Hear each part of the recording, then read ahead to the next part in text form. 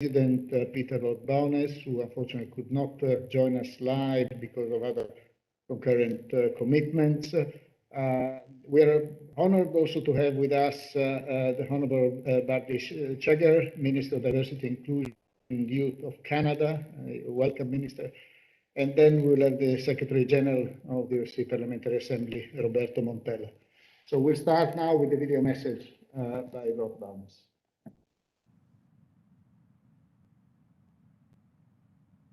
Good afternoon. First of all, may I apologize to join you this afternoon, but I thank you all for participating in this virtual event. And I give a particular welcome to those members of Parliament who are not, in fact, members of any delegation to the Parliamentary Assembly, and to other leaders from youth organizations that are joining us. Indeed, I welcome everyone and hope that you find this afternoon very useful. Today's discussion, it's being held under the umbrella of our OSCE Parliamentary Assembly's Call for Action, Helsinki +50. And you will have heard that that was an initiative launched by the Parliamentary Assembly towards the end of last year, when the OSCE itself was in a moment of crisis, having lost all the executive heads of the four main institutions. That happily is a situation which has resolved itself.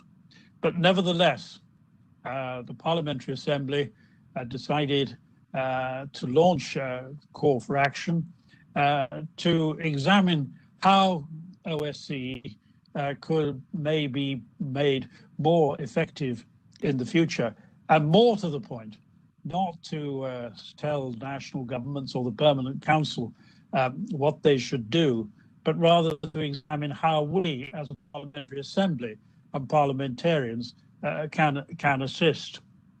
We've had a number of discussions already, one on consensus and the other on the whole question of dialogue. And there's been a full and frank exchange between former and current OSCE leaders on ways that we can improve and exploit the potential of OSCE itself. Today's topic invites us to look forward by offering a space for discussion with young parliamentarians and political leaders. And this echoes the vision laid out in the Helsinki Final Act, which rightly considered the development of contacts to be an important element in the strengthening of friendly relations and trust amongst peoples, and called for further development of contacts and exchanges among young people. Throughout the OSCE, younger generations have much in common thanks to travel, language fluency, and the mastery of technology. Yet in several of our participating states, entire generations have not known peace. Thankfully, we find that young political leaders can be compromising. As highlighted by the OSCE Ministerial Council in 2018, youth can, and I quote, contribute to a culture of peace, dialogue, justice, and peaceful coexistence, trust and reconciliation. But for that younger generation to achieve the vision of Helsinki, we have to be sure that its needs, concerns, and interests are addressed. And it's up to those of us in power and in positions of leadership to engage with young political leaders and give them the tools to bring about change. This has been recognized in the annual declaration of the OSCE Parliamentary Assembly in 2018 and 2019, where we underlined the need to create more opportunities for exchanges between young leaders. And it was an issue which the late Alcee Hastings, former president of the OSCE, convened a seminar for young parliamentarians in Washington, D.C. in February last year. And that was one of our last in-person meetings prior to COVID-19. Now, young people are generally underrepresented in Parliament for a number of reasons, and as a direct consequence of that, also in our Parliamentary Assembly. As you'll have seen from the concept paper, only 2% of the world's members of Parliament are under 30. And it's important that we nurture this network to provide you with all the OSCE Parliamentary Assembly's tools and resources to help younger leaders reach for full potential. I may just say that I do believe we have to be careful when taking an approach addressed specifically to young people, such as we're making this afternoon. As if we're not very careful, this can divide rather than unite. Of course, young or younger people have different ideas, have different circumstances relating to education, work, and those may be very different from the older generation. But I hope and believe that whatever age we are, we're united in our belief in the ideals of Helsinki and the ideals that the OSCE pursues. A belief in democracy, the liberal international order, rule of law, freedom, and human rights. In recent years, we in the older generation may not have got it quite right, given the current circumstances in so many of our participating states. But we still believe, and I am sure that the younger members here today do too. And this is a chance for you to show us how to carry the torch forward, because without those ideals, we are all lost. Thank you very much. And I apologize again for not being able to participate this afternoon, but I look forward to reading and watching the product of your discussions. Thank you.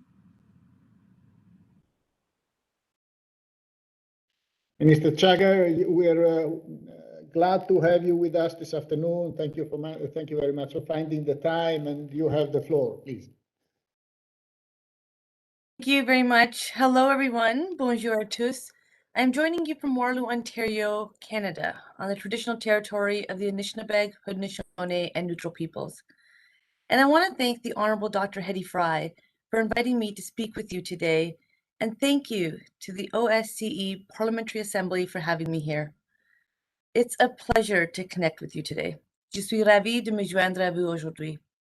The COVID-19 pandemic has affected all Canadians and disproportionately certain segments. Young people are no exception. Despite the challenges, young people around the world, including right here in Canada, have remained resilient. Prime Minister Justin Trudeau has said, young people are not only the leaders of tomorrow, they are the leaders of today. And he's right. Since the start of the COVID-19 pandemic, they have stepped up to support their communities while continuing to stand up against social injustices like climate change and systemic racism. We have also seen the ways that the pandemic has opened up digital spaces, creating an environment where young people can contribute to global recovery in new and innovative ways. And I just think about when our government first came out and we were talking about socially distancing to stop the spread of this virus, it was young people who said, no, we need to physically distance. We have to keep 6 feet apart. We need to wash our hands. We need to follow public health guidelines. But socially, we can be connected through the use of technology. It was young people who bridged the intergenerational gap and the divide by dropping off iPads and tech devices to their loved ones, including grandparents. It's young people who taught their grandparents how to use them so that they could still see each other. And though we could not hold each other and hug each other, we could speak with each other and check in on each other. For youth to contribute meaningfully to all aspects of society, all levels of government here in Canada and around the world need to hear young people's voices when advancing policy. Young people bring innovative ideas and lived experiences, which is why it's critical that they are not only heard, they are really listened to. Because at the end of the day, the decisions we as governments are making today will ultimately impact youth the longest. As the Minister of Diversity and Inclusion in Youth, I encourage all elected officials to keep working with youth. I know that under the leadership of Prime Minister Justin Trudeau, our government recognizes that we can't leave young people on the sideline, especially not when they are leading change in all sectors of society by introducing new, innovative ideas and unique perspectives on how we should build an even better and consciously more inclusive Canada and world. Together, we have to make sure all young people are able to realize their full potential so they can meaningfully contribute in strengthening their communities and our economy.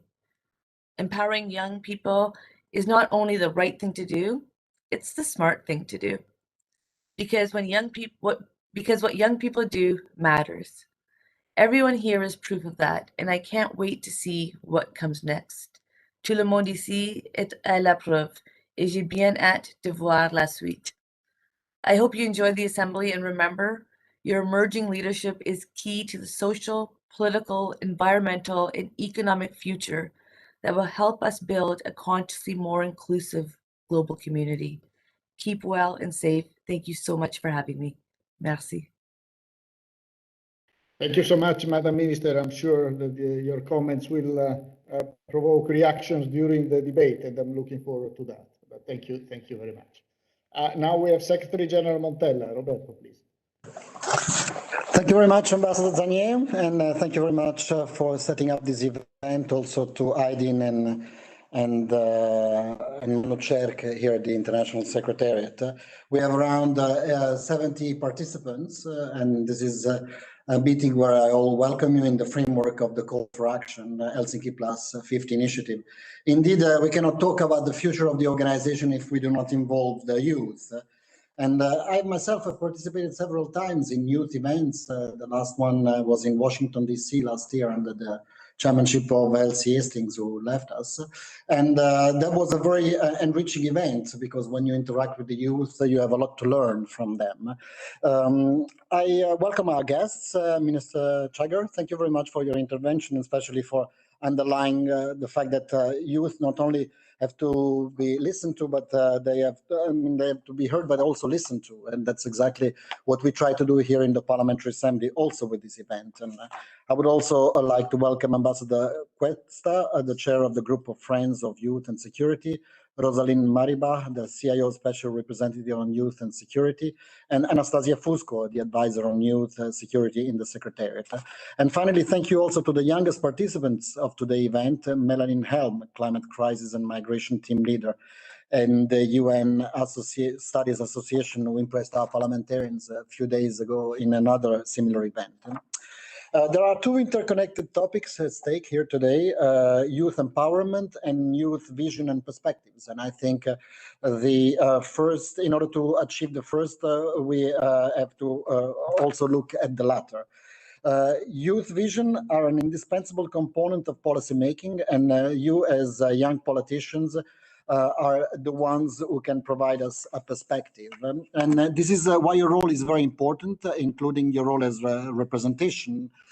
We have many young parliamentarians, not belonging to the Parliamentary Assembly only, but also to the youth groups of political parties within the parliaments of the OSCE.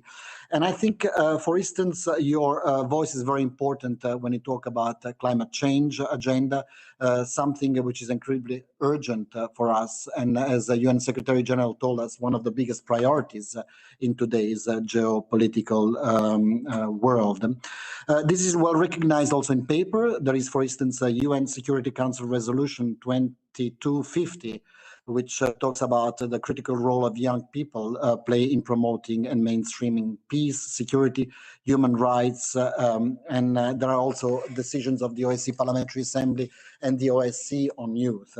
I would just make a point of order on this conflict, on this UN Security Council resolution, where it defines the young people from the age of 18 to 21. Maybe I'd like to raise the bar a little bit to below 55 for some of us who still think we are very young. However, jokes aside, implementing this vision can happen if there is no real empowerment of the youth. As much as we fight, for instance, for gender equality, we must also fight for youth mainstreaming.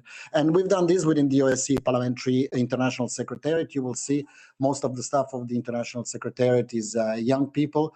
Also in the leadership of the International Secretariat, we are all former research fellows. I myself was a research fellow, a young research assistant here in the Secretariat. The Deputy Secretary General, the Director of different departments are all former research fellows who developed their career within the OSCE Parliamentary Assembly. So we very much believe in the contribution of youth and also try to empower them with bigger responsibilities. And I hope we also kind of set an example for other international organizations.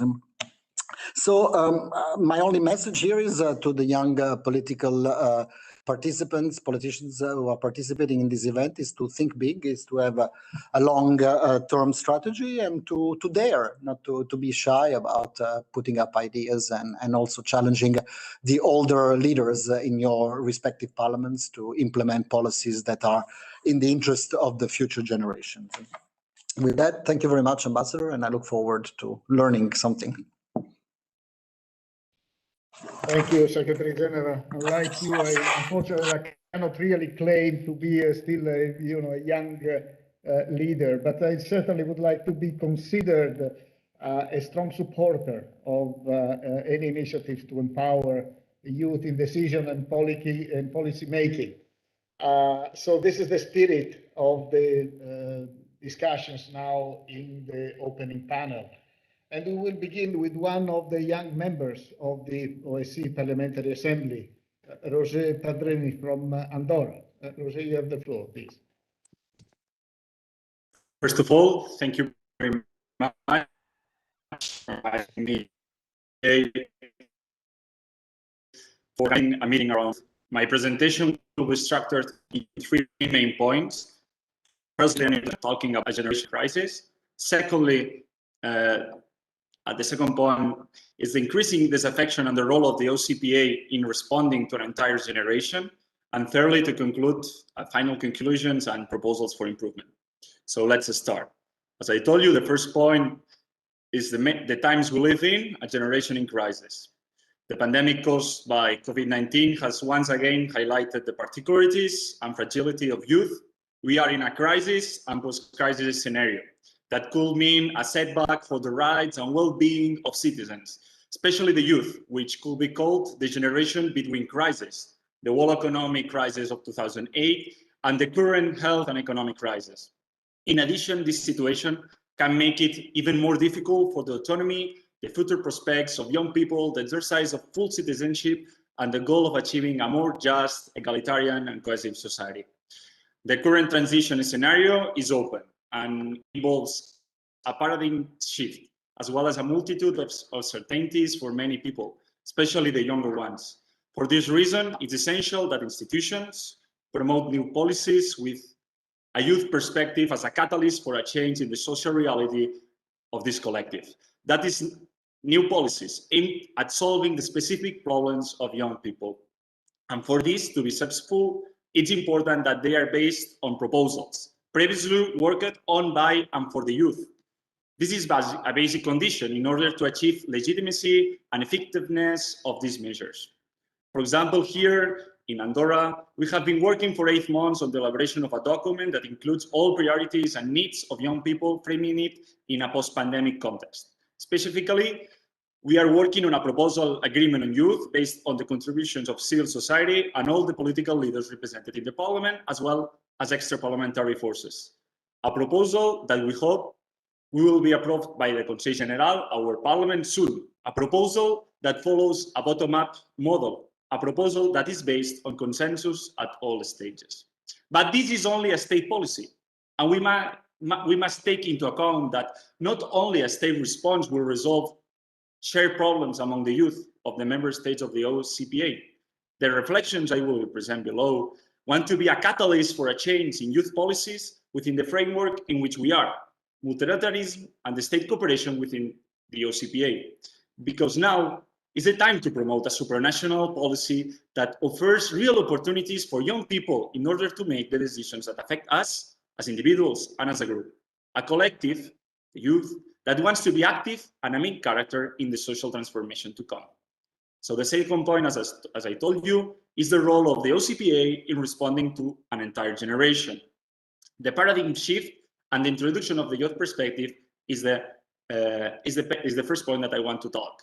At this point, I believe that international bodies are basic, and so is the multilateral response, because we need a supranational response to a whole generation of young people who live through crisis and now distrust both institutions and the policies that they promote. Because we need to restore the confidence and the feeling that what we do here and now is worthwhile in order to improve the well-being of all young people who live, work, and raise our countries. And to make this possible, we need to fulfill these three objectives. The first one, an international will and understanding that youth issues transcend the boundaries of state borders. The second one is the introduction of the youth perspective in all public policies promoted by international institutions. And the third one is giving youth a voice and decision-making capacity in international organizations. I firmly believe that if we achieve these three goals at an international scale, multilateral response will be better, because collective problems require collective responses. And this is the second point, the role of the OSCE. The OSCE, and in particular the OCPA, is a fundamental institution to achieve these three objectives that I have said. The letter C of its names refers to cooperation. I myself have also experienced, as a representative of the National Youth Forum of my country, a policy of youth participation of the OSCE that seeks collaboration and bond strengthening among young people from all over the member countries, such as the Youth Ambassadors programs. In this regard, I believe that the OSCE ministerial side is doing a basic task as the executing arm of the public policies. And I firmly believe that there is a need for constant improvement to make public policies on youth more effective. But these measures have to be legitimate and subject to the debate. And this will only be possible if, in addition to this executing arm, there is a legislative branch that promotes the debate among the actors involved in these policies. And this is one of the main topics of discussion that we, the young parliamentarians, talked about when we participated in the Future Leadership for Political Inclusion in the OSCE region, a seminar for young parliamentarians, convened in Washington, D.C. on February 3 and 4, 2020. Roberto Montella, the Secretary General Secretary. Of these debates, a joint declaration on future leadership for political inclusion in the region was created. I want to say that there is a common denominator regarding all the points of this joint declaration: the need to create a space for a proper parliamentary debate between young representatives and to ensure youth participation in the processes and decisions in which they are involved. In Washington, the young participants were from diverse realities and ideologies, but the very rewarding space and time we shared allowed us to grab how, beyond the differences, we all agreed on the need to continue to work all the work done in that meeting. And to do that, it was necessary to create a specific structure to represent the voices of young representatives of the member states of the OCPA. This space can has the name which could call the OCPA Youth Parliamentary Forum, is essential to carry on the work done on youth, as well as for including the youth perspective in the debates. The Washington Agreement of February 2020 must be the basis for the creation of this youth participation structure. And I firmly believe that within the OCPA, it's now time to prioritize the creation of this forum. This step will provide evidence on the firm commitment of the OCPA to give voice to the youth, a voice that needs to connect with other parallel institutions, such as, for example, the European Youth Forum. This will improve the work and the joint response to the needs of the youth. And the third point, as I told you, are some proposals for improvement. To conclude, I want to say that each state must give an answer from all its institutions, both governmental and parliamentary, to the youth generation. But the state action only is not enough. Cooperative action from all states is needed. A multilateral action that includes the perspective of youth in everything that is done and decided, as much from the executive as the legislative branches. A multilateral action that promotes and increases the confidence of the new young generations towards national and international institutions. Within the OCPA, I believe that to make this possible, it's necessary to promote the creation of, firstly, an OCPA Youth Parliamentary Forum that follows the debate on youth and includes the shared needs of the youth group within any legislative initiative promoted by this organization. And secondly, in parallel with this figure, special representative on youth and security, the ministerial branch, I believe that as a catalyst for the work done by the OCPA Youth Parliamentary Forum, it's necessary that there is a counterpart figure in the parliamentary branch. That is, an OCPA special representative on youth and security, a key figure to promote and give continuity to all work attained by OCPA on youth issues. Also, it must be a representative that has to collaborate with the ministerial side. Okay. Now is the time to promote from international institutions a policy of youth participation that recognizes the strengths, the interests, and skills of young people, offering real opportunities for us to participate in the decision-making processes that affect us as individuals and as a group. Today's young people are unwittingly a generation in crisis, the world economic crisis of 2008 and the current health and socioeconomic crisis of 2020. We are not directly responsible for them, but we want to contribute on the solution. And to do that, we need to have our own space, an opportunity to raise our voices. We need to be part of the decisions that are made regarding our future and to contribute to the public debate for our needs and demands to be heard and tended to. Thanks to initiatives like the future leadership for political inclusion in the OSCE region, a seminar for young parliamentarians, and the meeting of today organized by the OSCE Parliamentary Assembly, I firmly believe we're achieving this goal. Thank you very much. Thank you, and thank you for your very operational suggestions. Now I'll pass the floor to Ambassador Luis Cuesta Civis, who is one of the co-chairs of the Group of Friends on Youth and Security, and is, of course, the permanent representative of Spain to the OSCE. Ambassador, you have the floor. Thank you very much, Ambassador Daniel. Thank you, dear Lamberto. I hope you can hear me well. Okay. Yes, I, like you and like Roberto, I'm afraid do no longer belong to this segment of age that can officially be considered young.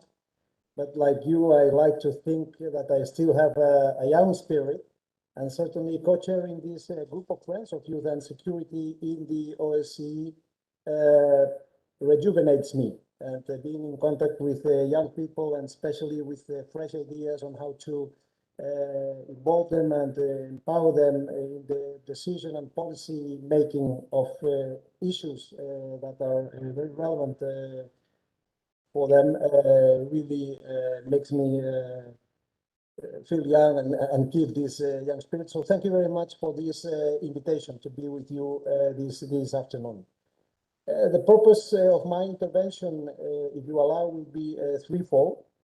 At the outset, I would like to give a general picture of the OSCE Group of Friends of Youth and Security, the informal group that Spain has been chairing since 2015, and that this year has evolved to a troika format, reuniting three chairs: Spain, the United States, and Kyrgyzstan. With this format, the Group of Friends of Youth and Security has gained geographic balance and more leverage. Secondly, I will refer to relevant youth-related topics to both the Group of Friends of Youth and Security and the OSCE Parliamentary Assembly. And thirdly, I would dare to try to indicate ways to create synergies between the Parliamentary Assembly and the Group of Friends to enhance the youth and security agenda in the organization. So on the first topic, the Group of Friends of Youth and Security in the OSCE, the group was established in 2015, and it's a unique Vienna-based forum specifically focused on the youth and security agenda. It offers an informal setting where delegations, OSCE executive structures, and youth representatives can regularly meet and exchange views on the main issues related to youth policies and youth participation in the work of the OSCE. The group is open to all interested delegations of participating states and partners for cooperation, as well as to the executive structures. And its aim is twofold. It's informative and it's forward-looking. It's informative because in the group we share information about current activities for youth and with youth by the OSCE executive structures, and we also exchange experiences and best practices among participating states. But it's also forward-looking because we also discuss about the future initiatives, projects, and ways to promote the streamlining of the youth agenda in the work of the organization. The OSCE, as the widest regional security arrangement acting under Chapter 8 of the UN Charter, has the potential to enhance youth efforts in contributing to peace and security, as recognized by a growing number of OSCE commitments, starting with the Helsinki Final Act. In July 2020, the United Nations Security Council unanimously adopted Resolution 2535 on youth, peace and security, the third one on this topic, underscoring the role of youth in preventing and resolving conflict as well as in building and maintaining peace. This resolution calls on all relevant actors to adopt measures to ensure the full, effective, and meaningful participation of youth in these processes, recognizing that their marginalization is detrimental to building sustainable peace. It also encourages regional organizations, among others, to, and I quote, develop and implement policies and programs for youth and to facilitate their constructive engagement, including through dedicated local, national, and regional roadmaps on youth, peace, and security. And I think that this paragraph really epitomizes our goal in the group of friends of youth and security.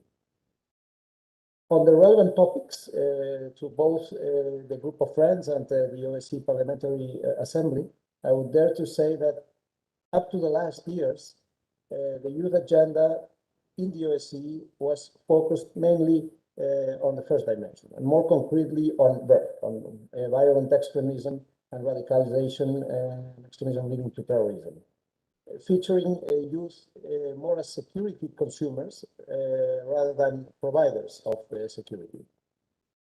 Climate change and the effects of the COVID-19 have moved the youth agenda to the second and to the third dimension of the OSCE.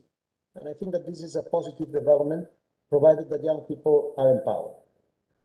On climate change, the need to act on this phenomenon mobilizes young women and men around the globe.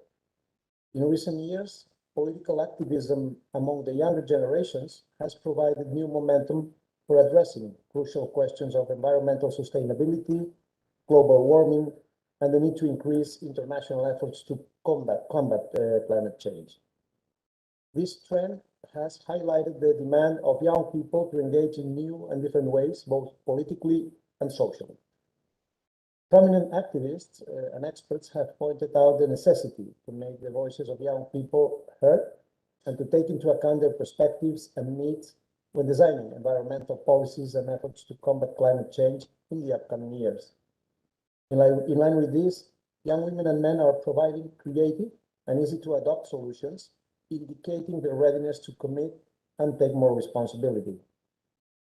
To increase the long-term impact of policies in this area and make them more tailor-made to current environmental challenges, sustainable and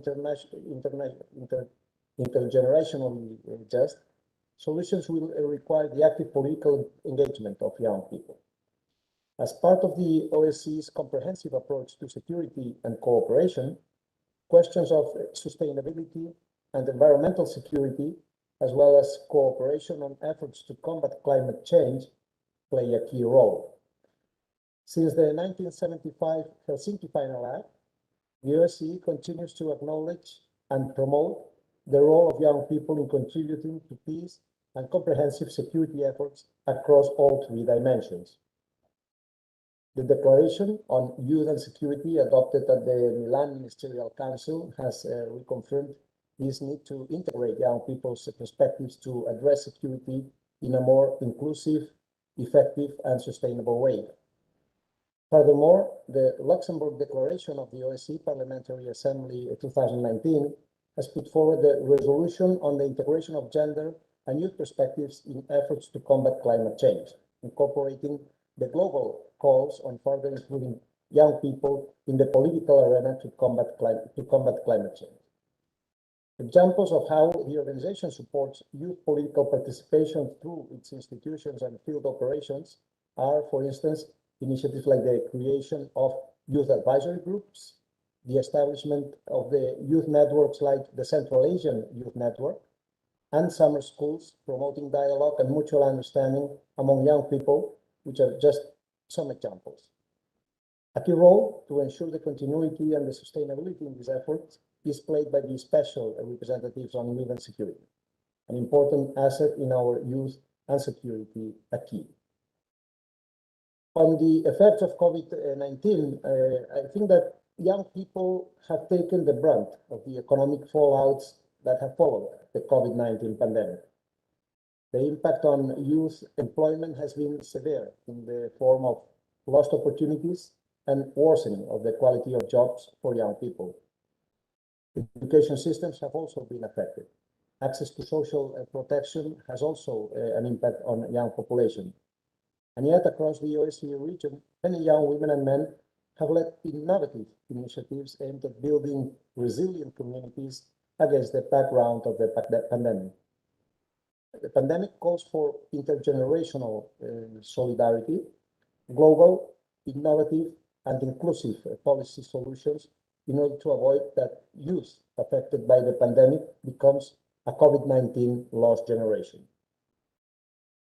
Thirdly, let me refer to possible ways to create synergies between the Parliamentary Assembly and the Group of Friends to enhance the youth and security agenda.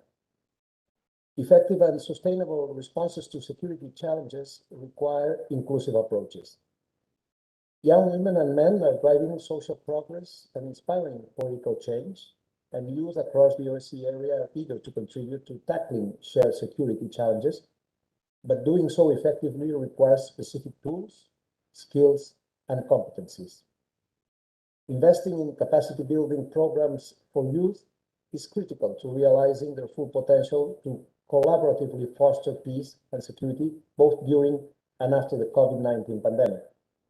In its annual session in 2018, the OSCE Parliamentary Assembly adopted a resolution on a shared priority, fostering peace and security through enabling young to reach their full potential.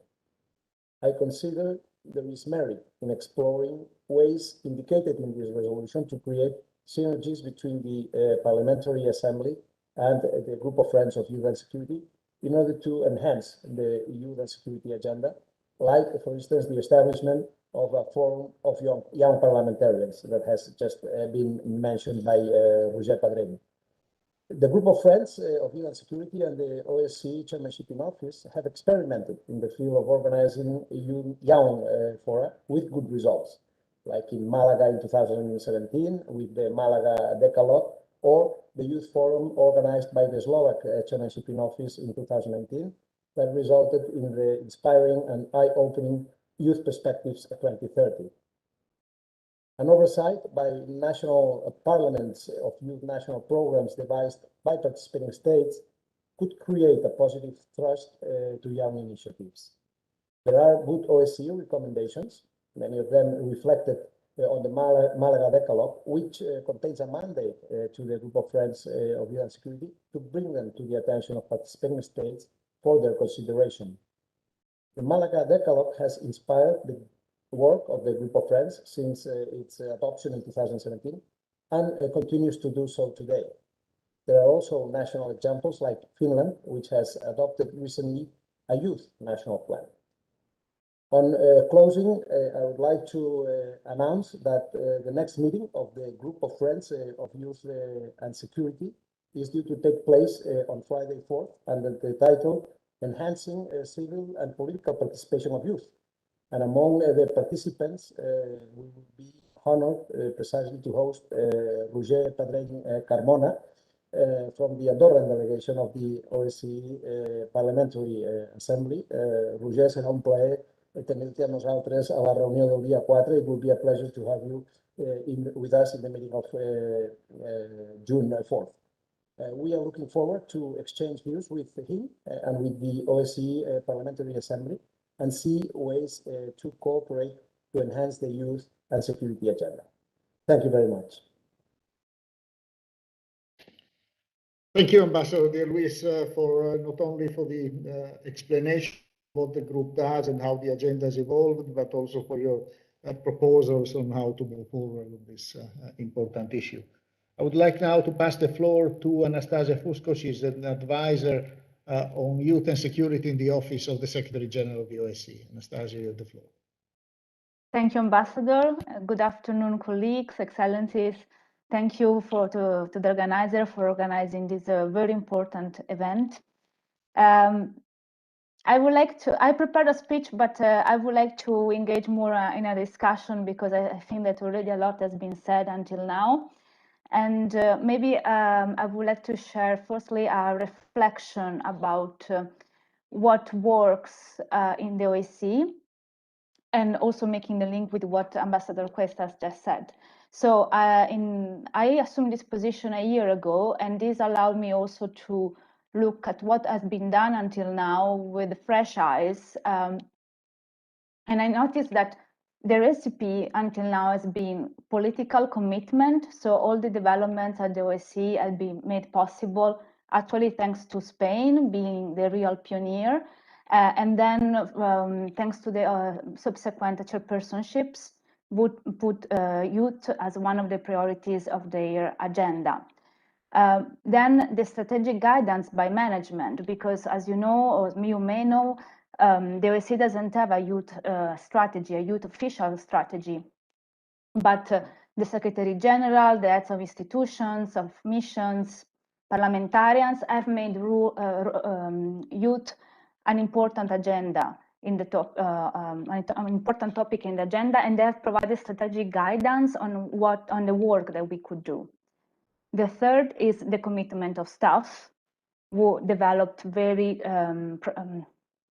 positive programs, especially through the network of youth focal points. And by the way, Spain was the first to appoint a youth focal points at the office of the Secretary General. So also here a sign of leadership.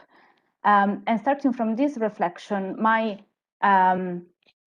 recommendations are, first of all, to the chairpersonship and the participating states to continue to systematically integrate youth perspectives, youth in the agenda, in the events of the organization, but also to organize a youth forum, for instance, at the margin of the Ministerial Council. Then for management, to encourage one OSCE approach also in the work with and for youth, and for staff to optimize the potential of the youth focal points network. But that said, I just wanted to share this reflection on our internal work. I also would like to launch some ideas that I would be happy to discuss and to have a feedback on by young parliamentarians and parliamentarians. And by the way, the OSCE doesn't have an official definition of youth, so we are all safe today. So the key element is partnership. This was already said in different ways, but partnership is really a principle, a central principle. So youth were often described as victims, perpetrators in the political discourse, but there is now the agenda, the narrative has shifted, and now we can recognize them as partners of our work. One mechanism that works in other organizations but can be easily be implemented at national, local level is the co-management system. This means that young people come together with authorities and they discuss issues, youth issues or any other issue, and they have the equal say. They share experiences, they exchange ideas in the spirit of mutual understanding and respect, and eventually the decisions are taken by consensus, including on budget. For instance, this is one of the systems of the Council of Europe. And I wonder, this is my question, if the OSCE could develop such a system, or if at national level it could be developed. When it comes, for instance, also to the OSCE PA, other options could be to have one young delegate per participating states that is invited to attend each session alongside the delegation members, or organize events like this one, or even to invite young representatives in any other event. So to really have youth perspectives across the agenda of the organization.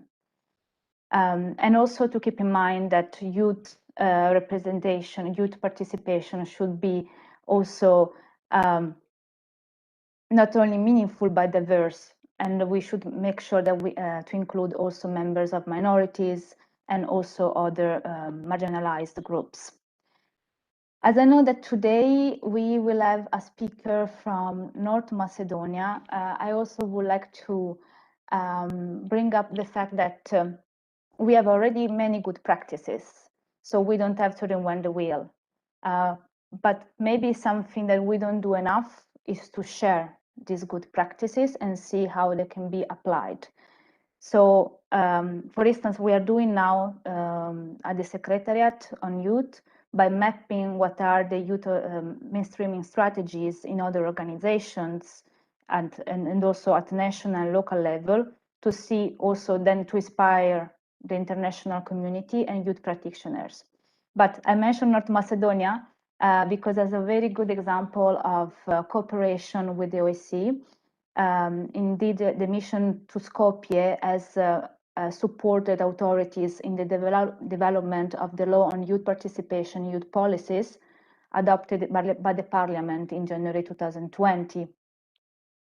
And starting from this law, municipalities will have to develop strategies and specific action plans focusing on young people. They would have to report on their progresses, and the mission has also developed a manual for young voters.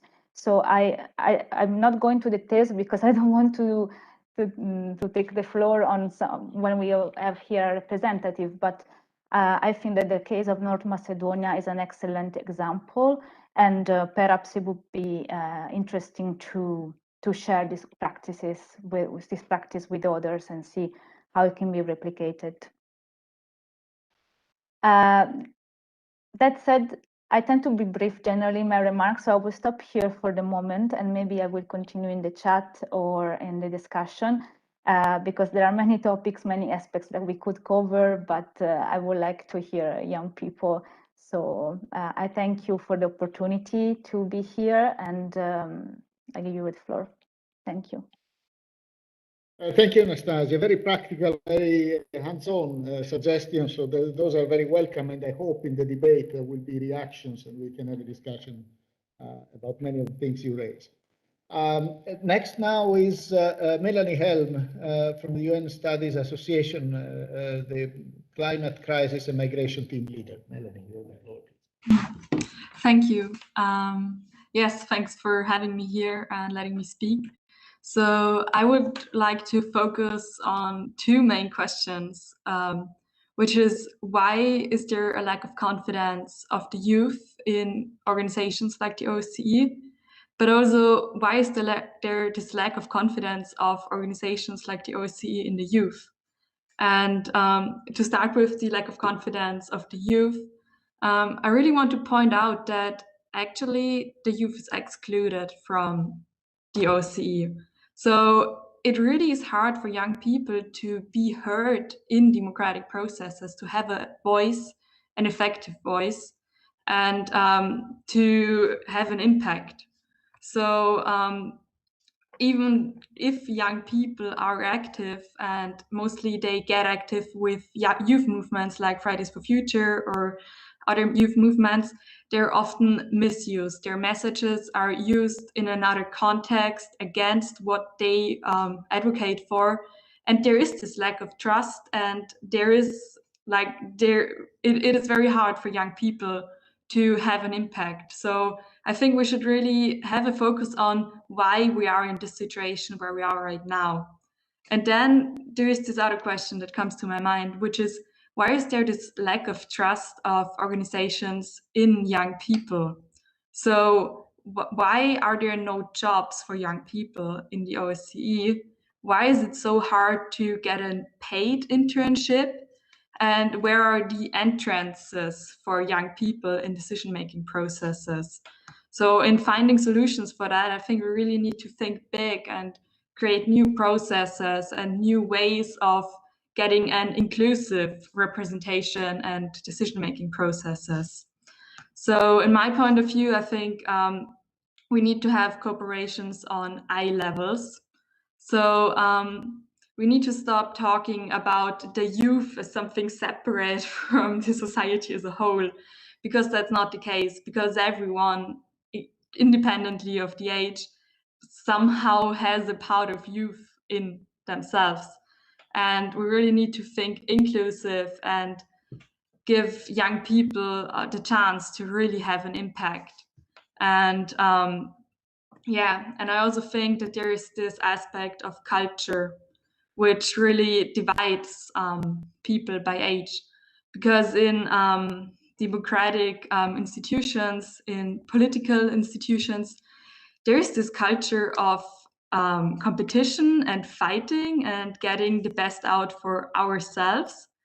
And I think that's very interesting that this is not really something that is present for young people. And young people really struggle with this, because many young people just want to create a new culture and new new visions and new inclusive decision-making processes.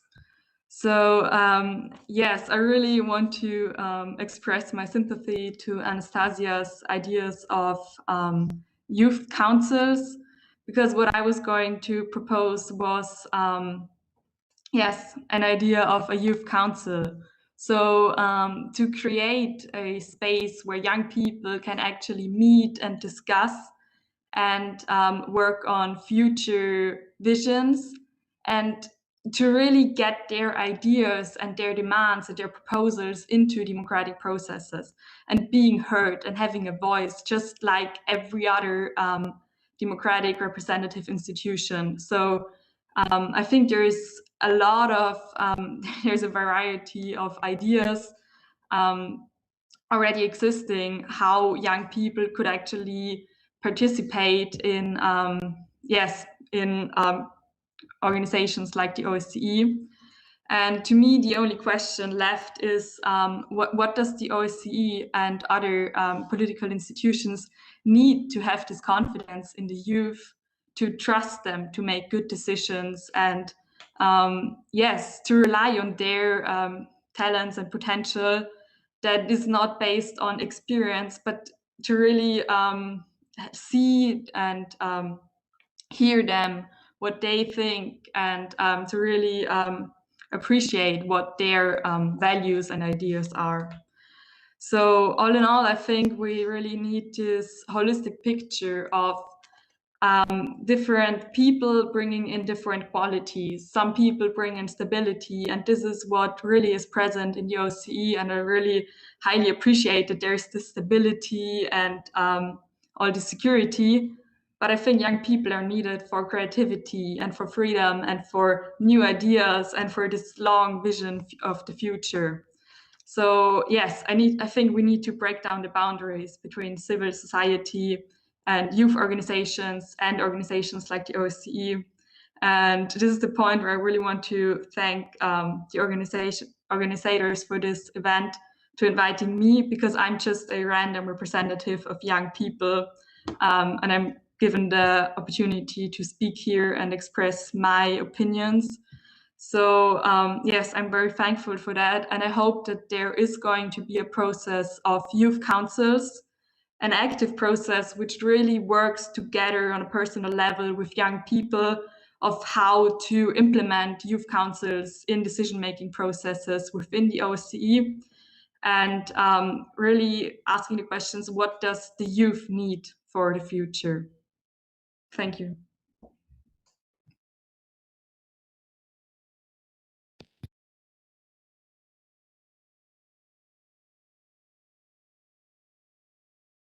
Thank you, Melanie, for this thought-provoking intervention. And actually, I would like to react one moment to your points based on my previous experience as a Secretary General of the OSCE.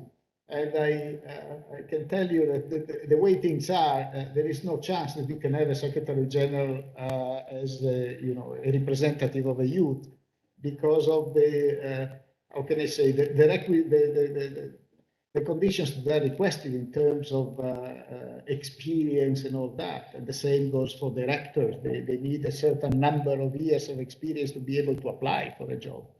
But at the same time, I served as Secretary General with the chairman in office who was 27 at the time, which is now Chancellor in Austria. So this shows also that in the political field, you can find shortcuts that are more difficult to find, how can I say, on the bureaucratic side of things. So it's not only a matter of trust, it's also a matter of looking at the mechanism and maybe thinking creatively on these mechanisms.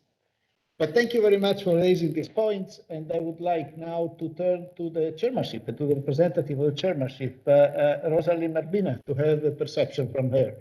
Rosalie, you have the floor, and thank you for joining us. Thank you so much. Democrats, leaders, and colleagues, I am thankful for this important meeting and the invitation to participate. My name is Rosalie Marbina, and I am the president of LSU, the National Council of Swedish Youth Organization, and also the special representative in OSCE on youth and security for the chairwoman in office.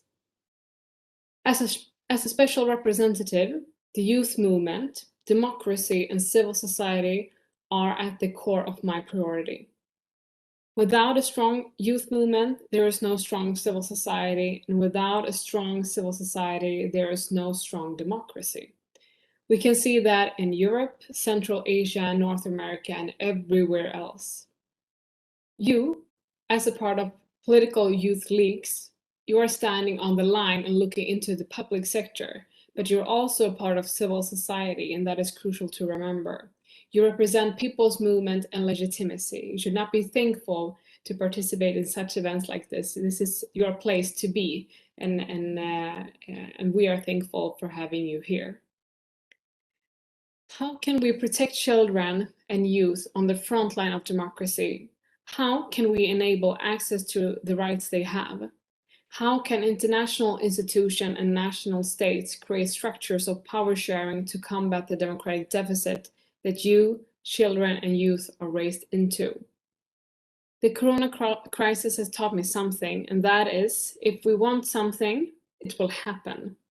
So our lack of power and rights is for a reason, and that is because some powers doesn't want us to have that, and that is important to have in mind.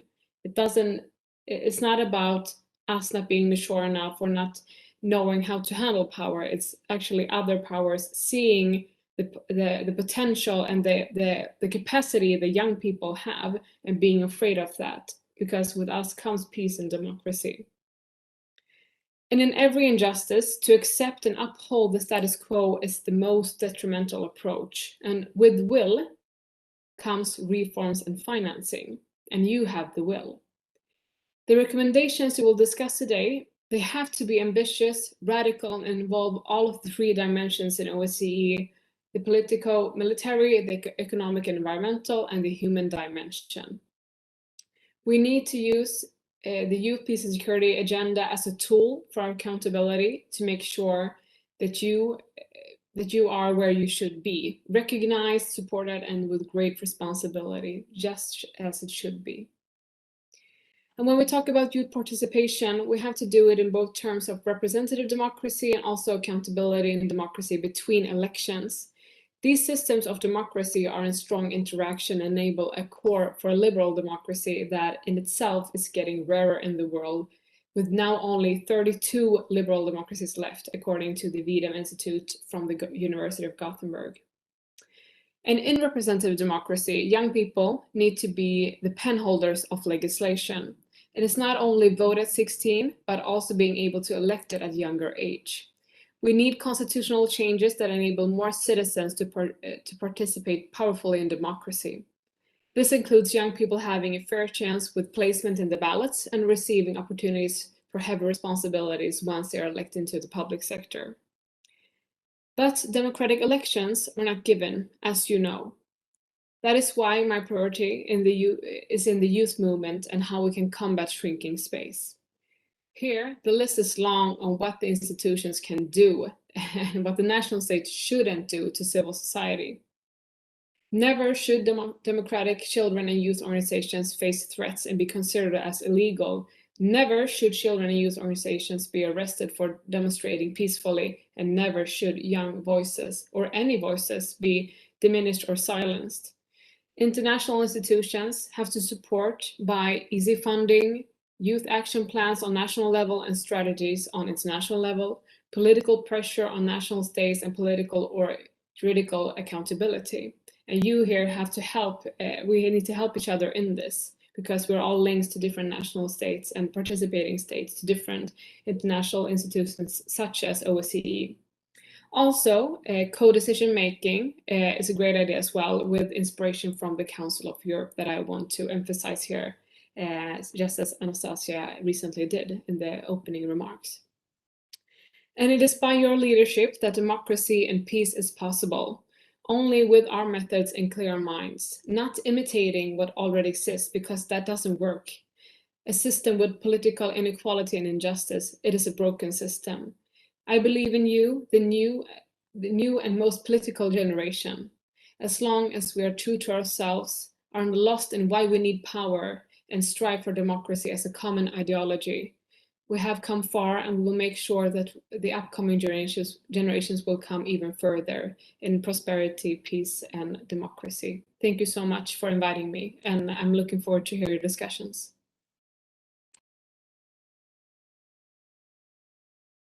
Thank you, Rosalind, for the perspective of the chairmanship.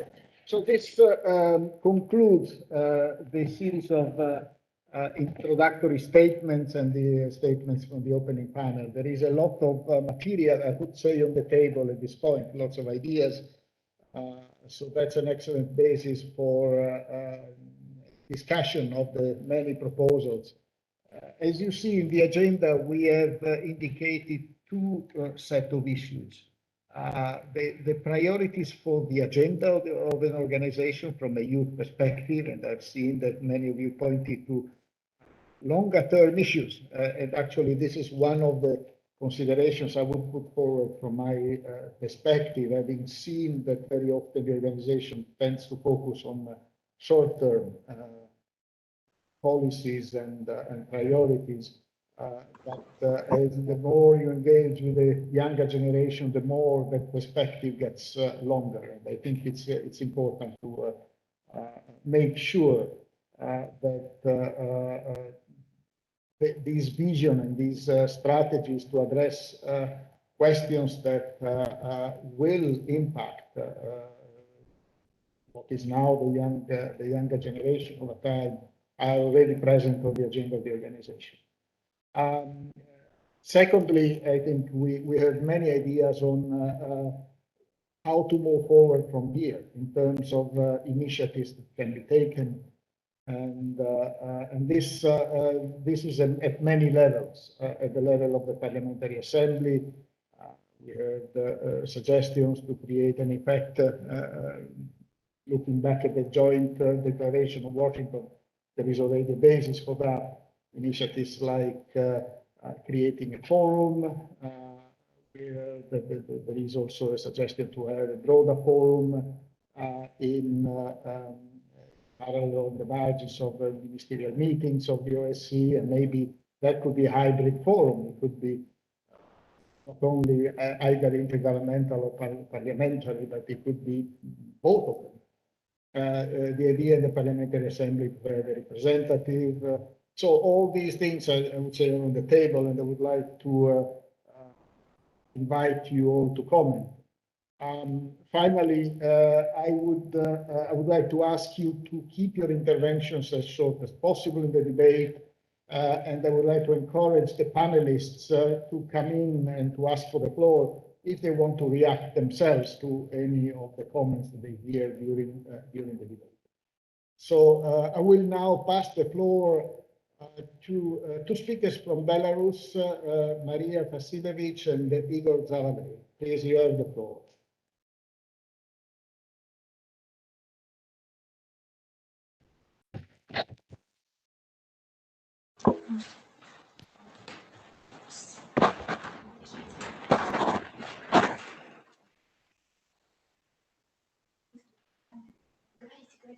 Hello, everyone. Nice to see you. If it's possible, I will continue in Russian language. It will be more comfortable for me. В первую очередь хочу сказать большое спасибо за организацию сегодняшней встречи и за то, что уделяете внимание вопросам вовлечения молодежи в общественно-политическую жизнь страны и, в принципе, на общемировой арене.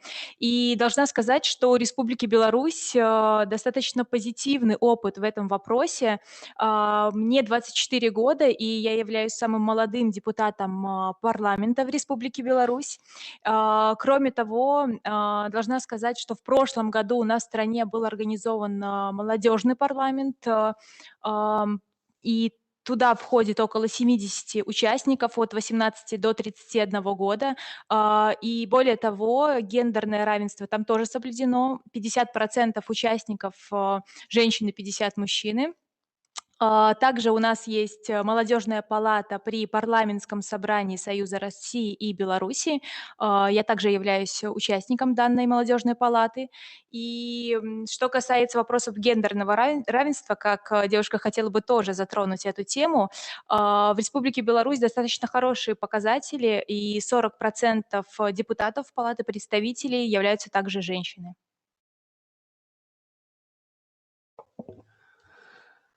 Дорогие друзья, тоже хотел бы вас всех поприветствовать, поблагодарить за организацию этой встречи. Наверное, в современном мире немаловажно именно консолидировать усилия молодых политиков, которые в будущем будут определять перспективу успешного развития сотрудничества наших стран. Хотел бы выразить свое мнение и пожелание, чтобы эта площадка, наверное, в первую очередь стала таким площадкой для учебы молодых политиков. Не просто, чтобы мы собрались, высказались какое-то конкретно личное свое мнение, но чтобы мы на конкретных примерах учились, какая должна быть политика, что такое справедливая политика, чтобы исключить политику двойных стандартов в будущем, потому что мы сегодня видим, что примеры такой политики сплошь и рядом, в том числе и в отношении Республики Беларусь, применяется. Поэтому еще раз спасибо всем организаторам, лично ОБСЕ. Давно сотрудничаем с этой организацией по другим направлениям, наверное, больше каким-то волонтерским, но в то же время хочу сказать, что сегодня рад видеть столько молодых лиц, которые уже находятся не то чтобы у руля власти, но имеют отношение к принятию политических решений. Спасибо за внимание.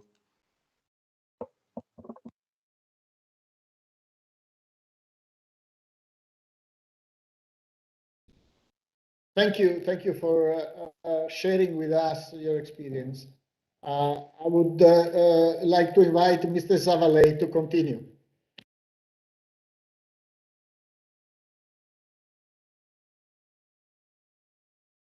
Okay. I'm sorry, I apologize with the interpretation. I didn't realize. I would like then to continue with Mr. Gratzer, Daniel Gratzer from Austria. Yes, thank you very much. So, give me a moment. Okay, thank you very much for having me here. I'm especially grateful for this opportunity in my role as representative of Fridays for Future Austria, which is not exactly what the invitation was for, but very much in accordance with what this meeting is about, I feel, especially since, as I perceive, we as social movements, or in terms of Fridays for Future, environmental, civil society, youth movements, have in the past already contributed a lot in terms of ideas and in terms of impulses to the solution of this crisis. And so I'm very happy that the invitation has been kindly extended to me. So in terms of contribution of youth, actually, I want to ask a question, but let me just very shortly introduce this. I see this also as a question of democracy itself. How shall this be applied? And Mr. High Commissioner, you already said that it's difficult to include youth in terms of lack of education, maybe, or in terms of experience. But all the more it is important to include the perspective of youth, I feel. Also to include the perspective of youth that might not be already inside these established systems, like myself, for example. And also include perspectives that would be left out otherwise, especially since new perspectives and social innovation is very much needed in times of such challenges. So therefore, I want to pick up this topic of how to involve youth, and it not being difficult, as was said, to include youth in terms of positions, in terms of jobs within the OSCE. I think the less this is possible, the greater the responsibility becomes to find other ways of including youth, given that different perspectives are so much needed. So what could this be?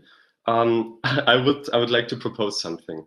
In terms of how youth should be included, it seems to be consequent to say that youth can be included in the process of how youth can be included as well. In the past, in my engagement at Fridays for Future, we have been taking great efforts to have kind of influence on decision-making processes, representing our wish to have a sustainable future. And so there is motivation. Now what is lacking is the opportunity. So democratic processes could offer this.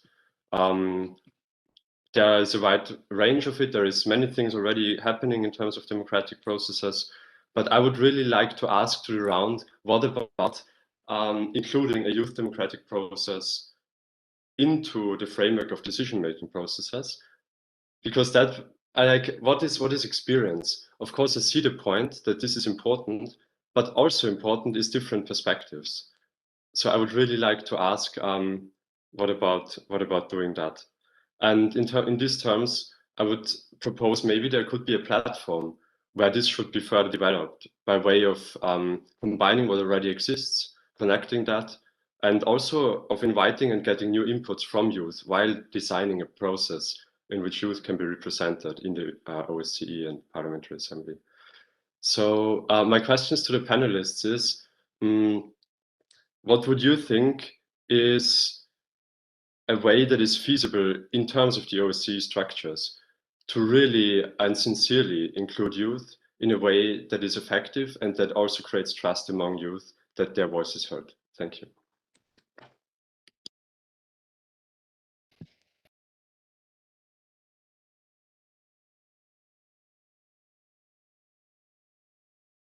Thank you. The question is on the table for anybody to pick it up. And as you're reflecting, why don't let me come forward with a point from my perspective as the former High Commissioner. I'm no longer the High Commissioner now.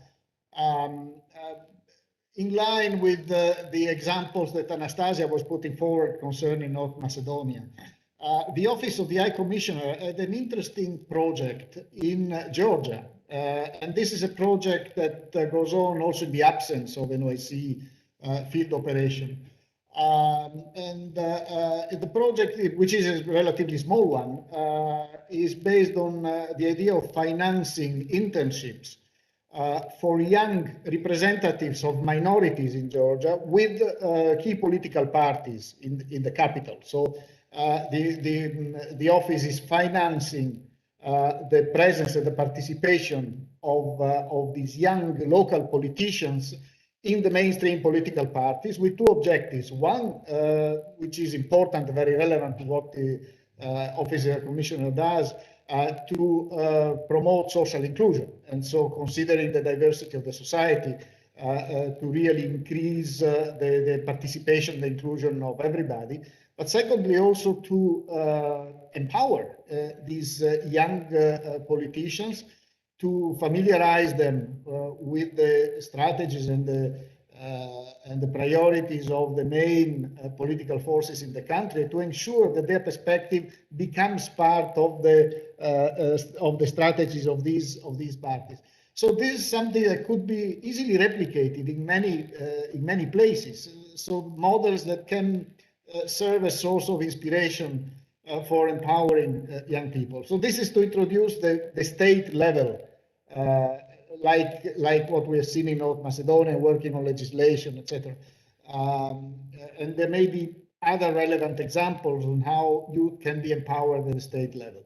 Then, of course, there's the multilateral aspect. How can we include the issues of what was it, co-management that was raised earlier, models of this kind, and associating young people. So in this context, suggestions like that of creating a platform to discuss this and to develop a notion. Obviously, it's not easy. Also, the selection of the people and who do they represent is something that will have to be considered. So I think there are quite a few points on the table for you to comment on, for you and all other participants. So I would like to encourage everybody to reflect and come forward their consideration of these points. So the floor is open for whomever wishes to react. Feel free to use the chat, or I can see only the panelists on the thing. So for everybody else, use the chat, please, if you want to intervene. I see Rosalind, please, you have the floor. Thank you so much, and thank you both for your speech and for the question. And that is the constant question youth organizations have. And we can continue echoing that in so many ways. And for me, like, it all like cooks down to will in a way. And how can I say? In my perspective, we need more Ministerial Council conclusion when it comes to youth peace and security, or youth policy in general in OSCE. And for that, we need the participating states to have the will to power share with young people. And that's where we have the problem. And I'm not sure how to tackle it. And we need to help each other in that. And that's why my message to you was, we need to help each other, because you're part of different national states and participating states in OSCE then. And how can we, on a ground level, work not to, once again, not to make sure they know how that we can put forward good proposals and legislation and so on, because that is already known, not recognized, but known. But how can we make sure that the ones having the power will power share? And this is an issue that goes for all different marginalized groups. And I like, by having a special representative or youth focal points and so on, like, that is a few steps. I believe co-decision making could be another, but we need more decision making on youth policy, and we also need more budgeting. Because it's very restricted. So I see, like, on different levels we have to do more, and the ones both enabling it and sometimes blocking it are the participating states. So we have to work with will and be courageous in order to do that. And I can't be more precise because I don't know how. So we need to help each other in that. And that's why we continue echoing that message, like, how can you in a meaningful way include young people, because we are citizens just as everyone else. What affects us, we should be able to affect it. So yeah, I will throw that question back to you. How can we do that? Thank you. Okay, it's becoming interesting. I have Roger followed by Melanie. Roger. Thank you very much, and thank you all for your very interesting and I think different but complemented presentations. They have told me that before you don't listen to me. It's true. At the end of my presentation, when I wanted to to explain my two main proposals of improvement, the first one, as I told you before, was to create a a kind of forum of young parliamentarians here inside the OCPA as a continuation of the work done and the joint declaration that we stated in Washington, D.C. I think it's important to remember this kind of declaration and to remember what we did in Washington, D.C. because, in fact, there are several points that are interesting, I think, to read. The declaration as the content of the declaration states different things. The first one is enhancing parliamentary diplomacy with young parliamentarian leadership to strengthen transatlantic ties. The second point was to formalize continuity of programming to develop and engage young parliamentarians under 5 years of age between parliaments of the OSCE and their partners to focus on transatlantic security and infrastructure support of young parliamentarians, establishing a young parliamentarians working group at the OSCE Parliamentary Assembly. In this sense, I want to thank Ambassador Cuesta for inviting me in the group of friends of youth and security. It will be, I think, a perfect place to talk about the different actions that we can do from the institution. In this sense, I also want to talk about the 6th point of this joint declaration of Washington, because you talked before, Sarah, you have talked about Fridays for the Future. In this sense, one of the declarations in every OSCE participating state, in order to reinforce cooperative responses to climate change that empower youth associations and increase youth participation in the public debate. I'm happy to say to you that this was one of the points that the Andorran delegation we proposed to add to these final declarations in order to reinforce 2 things. First of all, to add a point related to climate change and to promote a declaration, also to add a point where young people can be included in these processes as I told you, the creation of a declaration of climate emergency in every OSCE participating state. Only to conclude this second intervention. Before, the second point that I told you was related, a part of the creation of this kind of parliamentary forum. That was the debate on youth and includes the shared needs of the youth group. I think it's important to continue all the work that has been done. I think that it's also interesting to think about the creation of a figure as the OCPA special representative on youth and security, a figure that can collaborate with the ministerial branch. Here we have the opportunity to have here Rosalind Marvina, and I think it's very important that the 2 branches collaborate each other, because there are a lot of things done by the ministerial branch, but these different actions, this kind of public policies, they need a debate before. A debate to understand if they are useful for the youth public.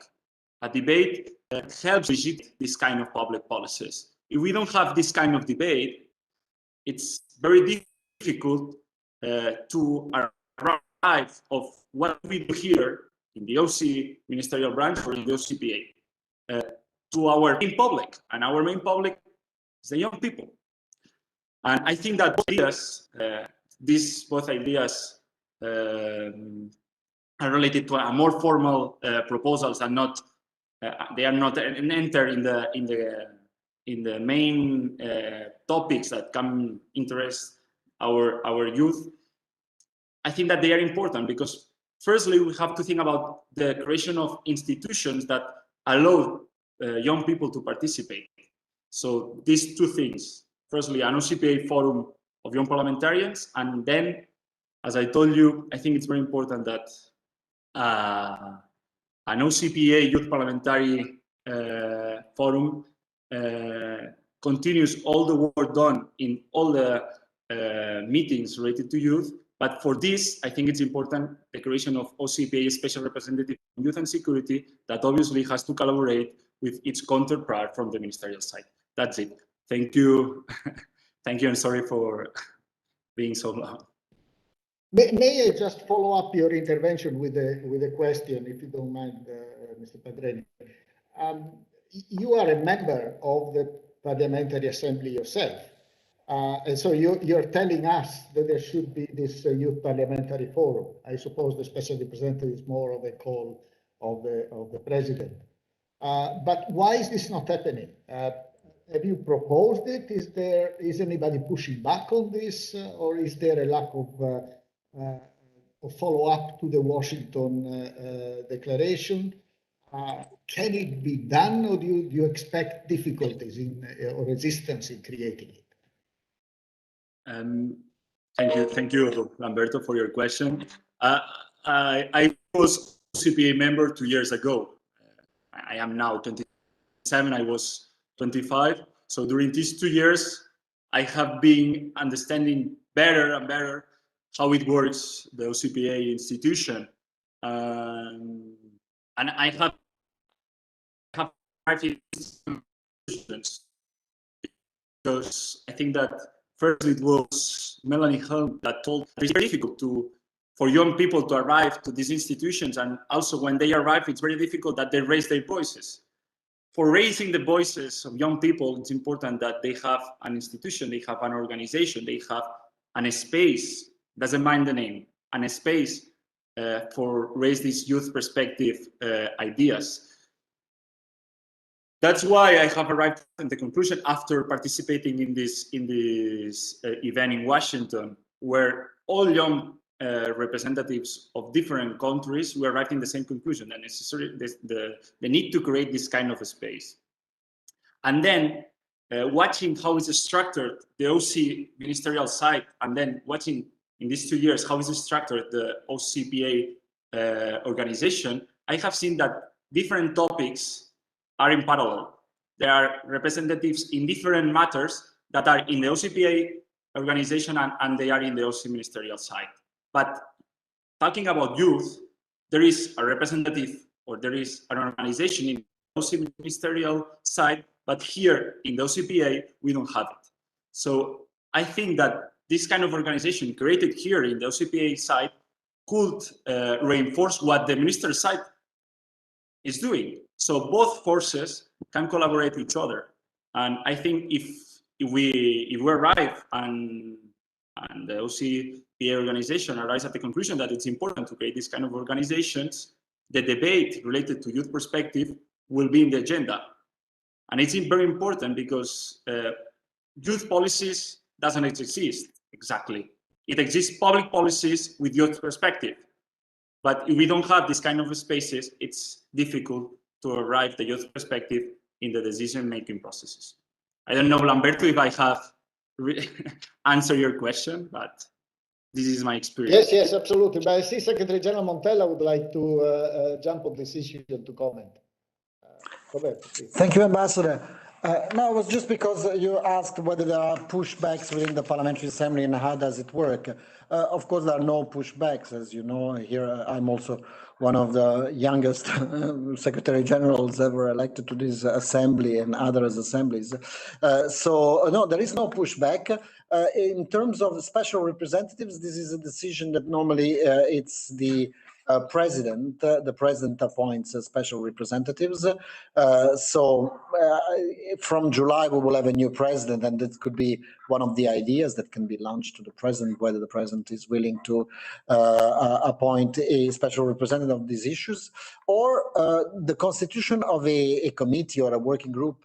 That should be a prerogative of the standing committee, and in that case, it is a decision made by the standing committee by consensus -1. So you would have to have all the delegations in agreement, but I would not expect, if the proposal is made by a member, I would not expect any delegations to be in disagreement with that proposal. So I would definitely encourage a movement in that direction, either the constitution of a special representative or an ad hoc working group where these issues are debated. But most and foremost, I would say, also, as I said in my remarks, there are positions vacant now for the Bureau. There are positions in the third committee, in the second committee, I think. So I would say to the young parliamentarians who are connected in this call, try to run for office and be members of the Bureau and their influence in the Bureau of the organization, the policies, and provide also a youth perspective in the policies of these organizations. So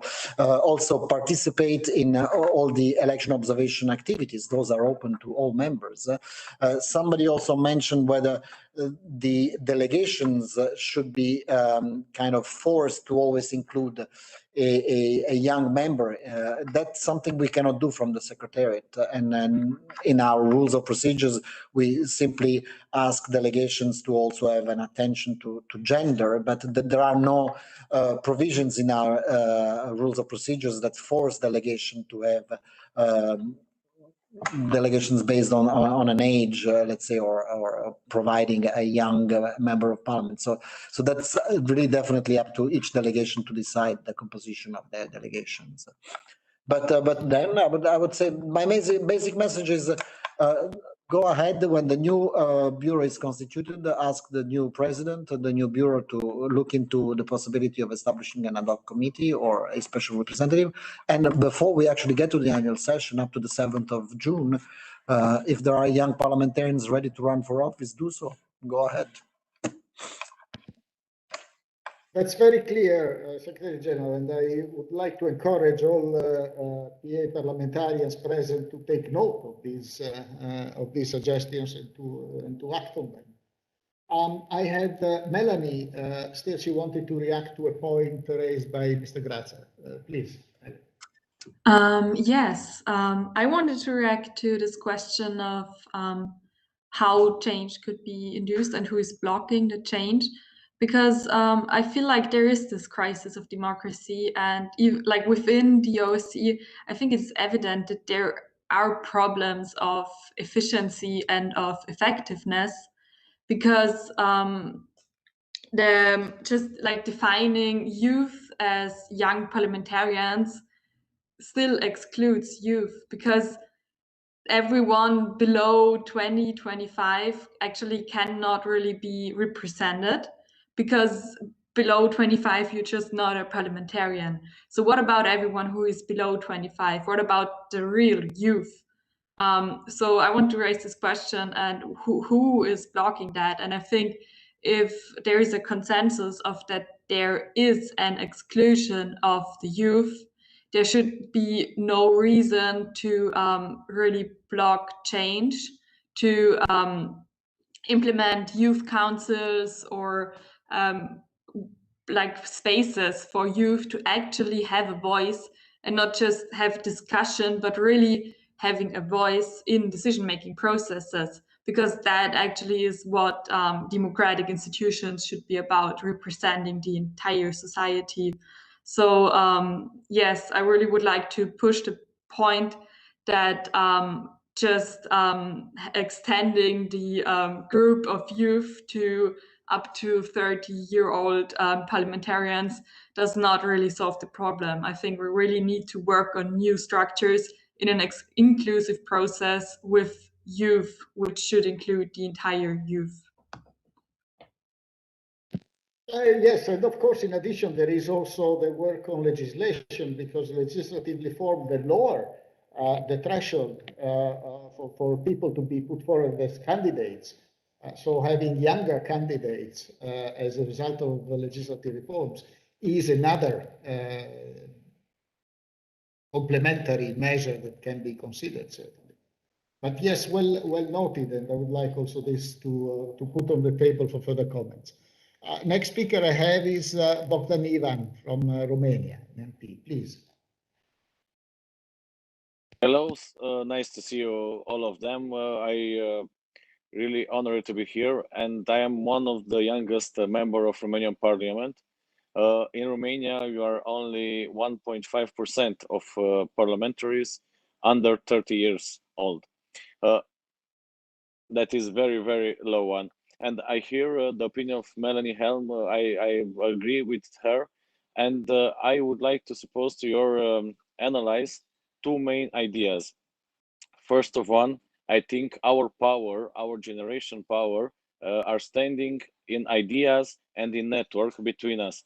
And in that field, I think it will be very grateful for all of us to have an international network between youth leaders, between youth parliamentary, and we make exchange of good practices from which country to another country, and to make a good role of that kind of work to be lucrative, and to take the good things that are happening in legislation, in programs, in other developed countries to our countries. And after that, every one of us to go to our country and to try to change the legislation which are involving the young from every country. And in that field, like Melanie say, it could be a very good idea, for example, to have legislation modified in the sense that, I don't know, 20% of list of eligible candidates to be under 30 years old, and half of them to be women, because in that way we make the political parties to open more to the young people and to prepare the next generation. And in that field, I really need your opinion, and I'm sure that every one of us, if we put on the same table, face to face, on the web like now, and we must find the very, very good examples of policy making from developed country to make to our country from East and East Europe, because in that moment we are in developed country, and we really need that network between us and another young policy makers from entire Europe and entire world.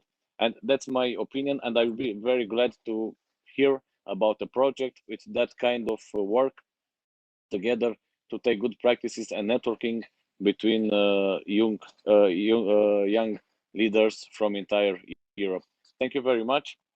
And I think one of this appointment is to starting a new deal with governments from OSCE, and standing at least one minimum allocation for youth programs from GDP. I don't know, 5%, 6, 7% for programs directed to youth in every country as we are represented.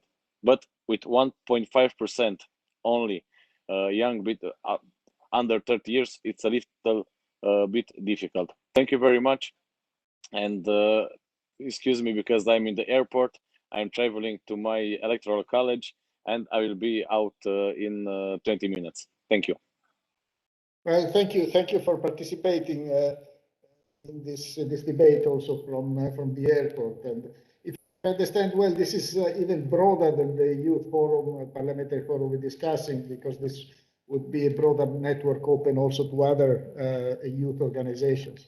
So that's also something that we'll take note of this, and we'll ponder, and I would like to elicit comments on this. Daniel Grazer is next. You have the floor. Oh, sorry. I had Luis Cuesta first. Please. It's okay. Thank you, Ambassador. No, it's a really interesting discussion. It's getting really interesting. Just a couple of remarks.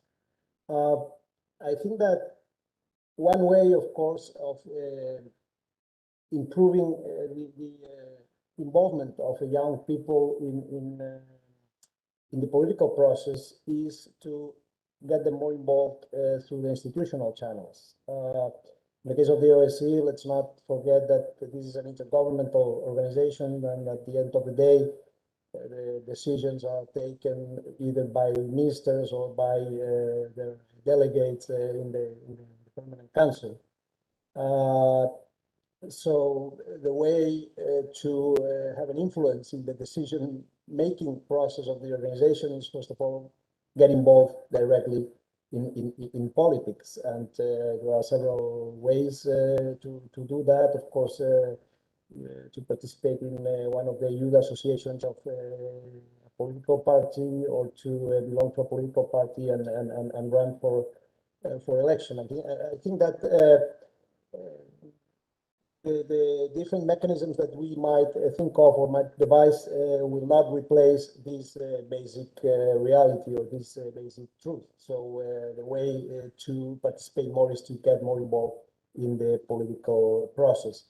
And of course, I think that the OSCE can assist in the implementation of Resolution 2535, in helping countries to devise their local or their national programs to promote and to push forward the agenda of youth, peace and security, and to devise national plans that get young people more involved in politics. That's one thing. But when it comes to how the organization or the participating states of the organization can help get young people more involved in the decision shaping and the decision making and the policy shaping and making of the organization, I think first one is capacity building, of course, providing training and providing education in the different areas and the different topics that the organization touches upon. We have, for example, the scholarship for peace to train young women on issues of disarmament and non-proliferation, to have an increasing number of young women who are knowledgeable on this matter or on this area that traditionally has been a domain reserved to men, to male experts.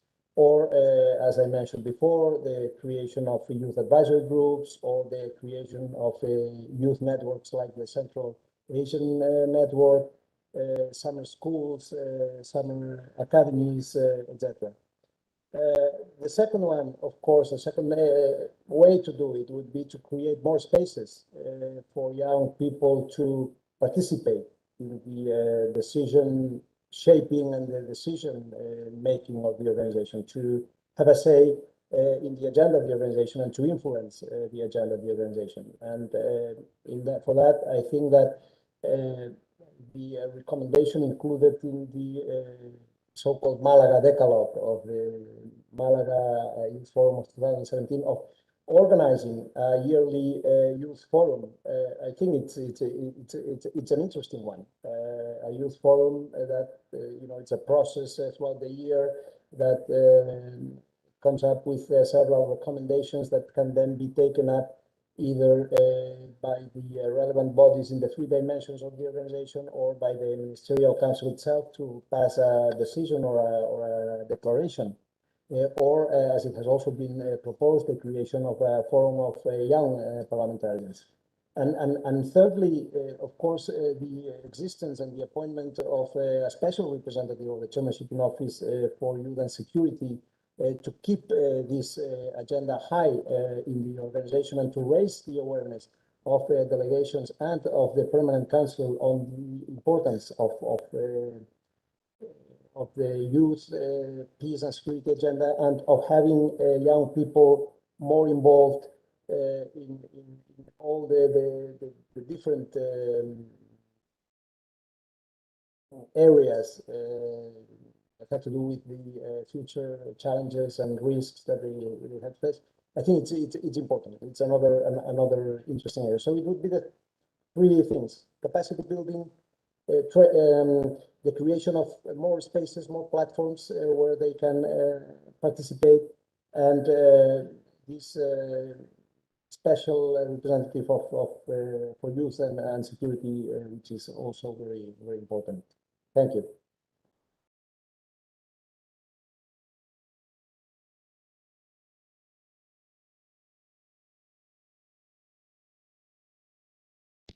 Thank you very much, Luis. And now back to Daniel Grazer. Daniel. Thank you. So I've heard now that Ms. Helm also what you mentioned, that youth is excluded, and then Mrs. Mabina that there is the lack of political will, that there might be powers who are afraid of that potential and afraid to power share. And then just now I also heard many points on how to achieve inclusion of youth within the current structures. So what I hear in terms of this discussion is a lot the question of change and stability. So innovation and stability. These kind of perspectives is what I hear at the moment, and obviously they are both important.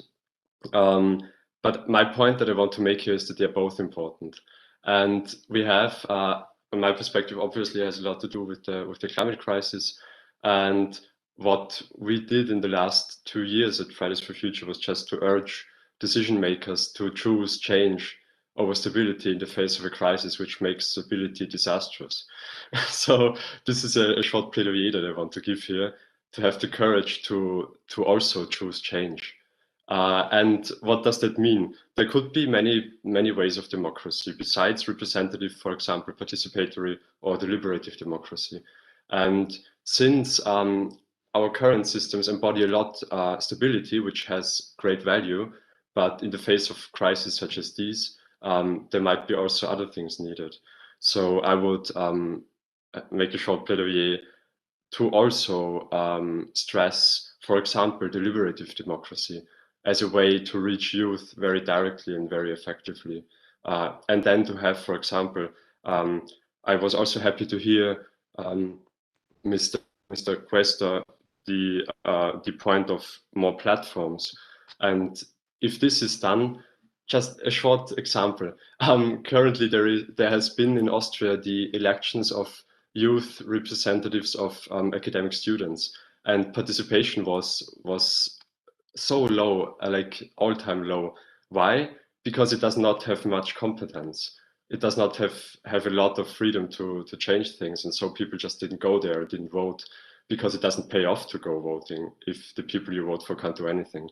So if more platforms are intended, which I also would really appreciate, then I want to stress the importance of also giving trust to them and giving competence to them and mandate, and having clear mandates beforehand that might exceed mere recommendations, and using that as a way to include youth very directly across different countries if possible. Thank you. Thank you. This raises also the interesting issue of if a youth parliamentary forum is created, who defines its role and its competences, and that would be an interesting discussion in itself. So next is Raul Rios from the US. Please, Raul.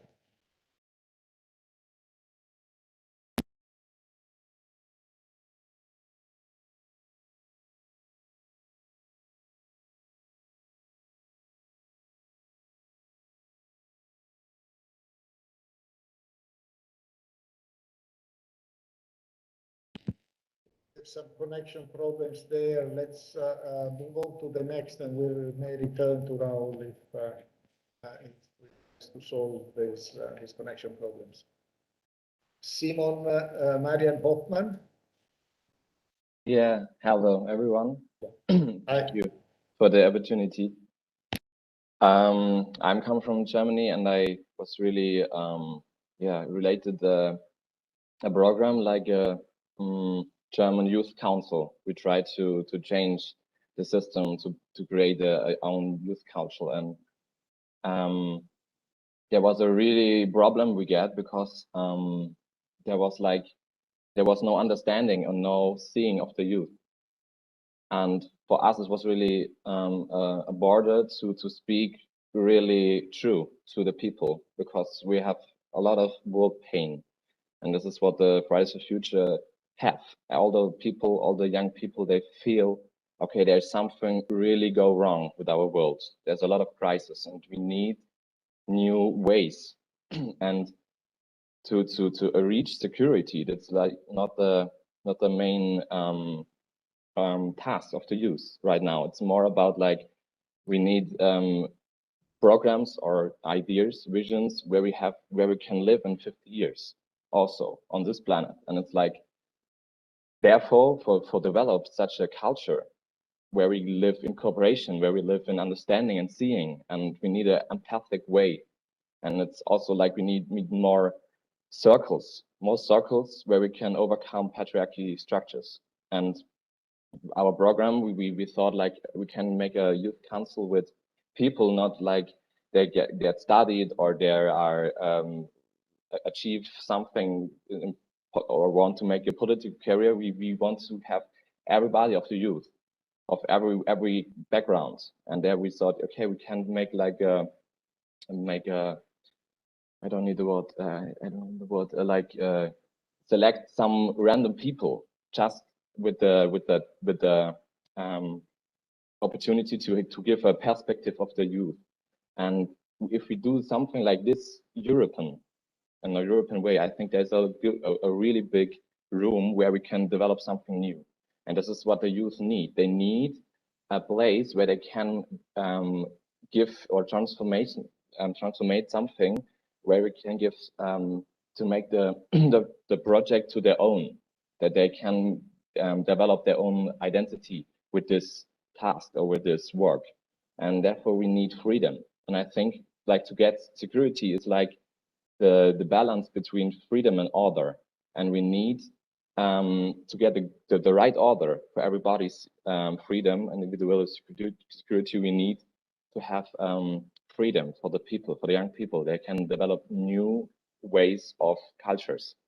And this is my 2 points I want to share. It's like the one, our whole organization was created because we get space from elders where we can make a new culture, way of make of circles, and that everybody can speak and get the trust to speak.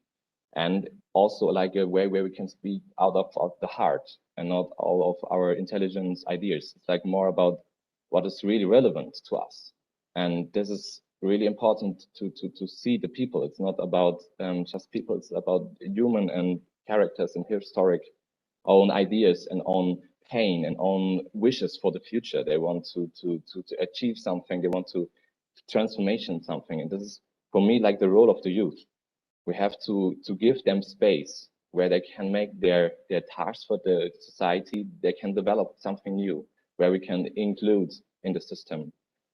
And one concrete idea is like the youth council. And I think we should create something in this case where it's a safe space for young people where they can overcome his own borders, where they can speak, where they can trust in other people, and they can develop something new for us. And I think we have to give them trust that the youth have their ideas, and we have to also give them power. And my vision is like for the future is like if we had some spaces, some really spaces like houses or campuses or something like this, where the youth can hold and where the youth can meet all over Europe in every country, then we can make a travel and we can make a network on real contacts and real relationships. And I think this is a really good way to make a security network with people. They're in trust, they're in connection, and they can bring some new develop ideas to other countries. And I think if we think in this direction, we can really create such an order or such a basic ground where we can something new can grow. Thank you. Interesting idea, kind of a youth laboratory. We could think the OSCE would be well placed to bring in, young people and groups from all over Europe and the larger Europe and the United States. So, well, it's up to you to comment on these things. And later on, I would also like to raise with you the issue of what do we do of a meeting like this? Will we need a follow-up? There will be a concluding panel where also. Maybe one point is for me, like I can see the organization like a whole space, like a space given or somebody who can take the space, bring the people together, the young people, and not be there with own interests, because I think they have to have a free space, and there they can develop the issues where we can work with it for the future, and then you get all the answers you want to have. And it's like you only have to give the room. And I think this was really interesting experiment, and I would love to join and to support this with our organization. Well, the space is here, and we are in it now, and so it's up to us to decide what we want to do with it. I have Anastasia Fusco now, and then we'll try Raul Rios again. Yes, thank you.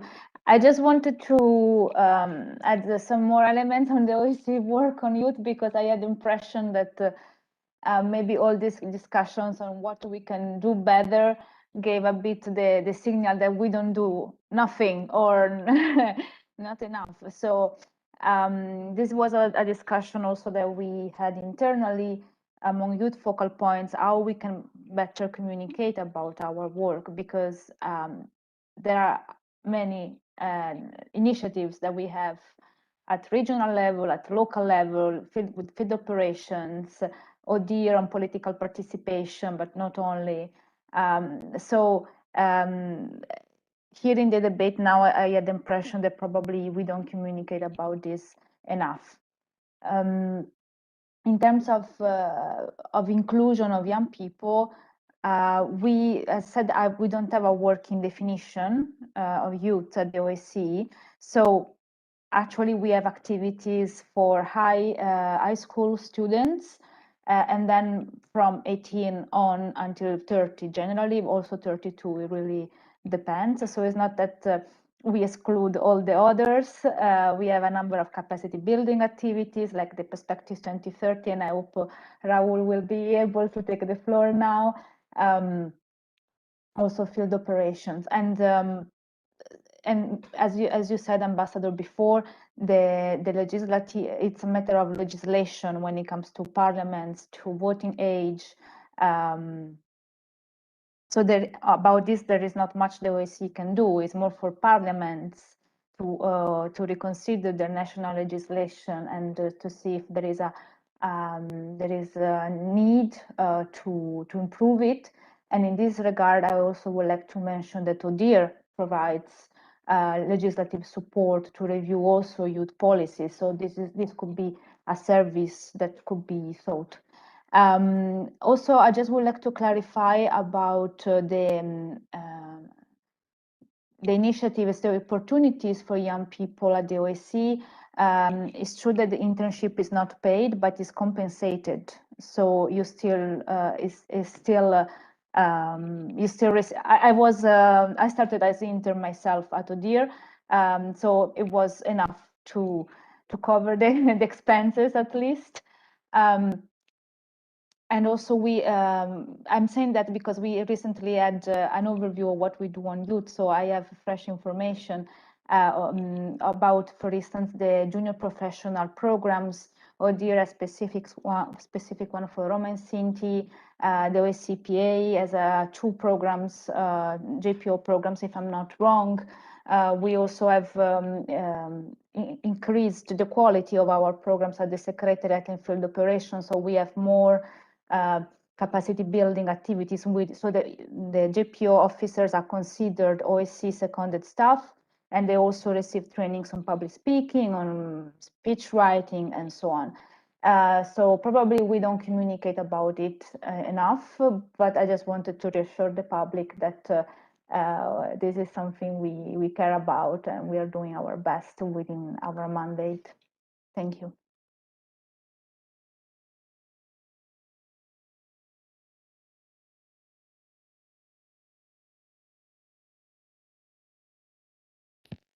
Thank you very much, Anastasia. And let's now try again Raul Rios and the Perspective 2030. Hello, can you hear me now? Yes, we can. Excellent. Thank you. I was having some you see, some youth are not good with technology, so I'd just like to break down that stereotype to begin with. So, yes, dear speakers, parliamentarians, my name is Raul Rios, and I'm also here with my colleagues Maximilian Rao of Germany and Shirzad Shamov of Tajikistan, who are also in this meeting, and we've been kindly invited by Anastasia Fusco. Thank you. I'm one of the 30 youth who were selected to be part of the OSCE 2030 Perspective Initiative, which aims to provide greater visibility to the contributions that young men and women throughout the OSCE regions are making in order to advance peace and security. If you want to give, there's been a lot of discussion here about youth and the role of youth, but I stand adamant in believing that if you want to give youth a voice, you must give them a role to play. And as long as that isn't the priority, then I don't think, unfortunately, much can be achieved. with regards to youth. In 1961, President Kennedy signed an executive order establishing the Peace Corps. Since then, dozens of young men and women have served throughout the world and have made a difference. In 1987, the Erasmus program was created.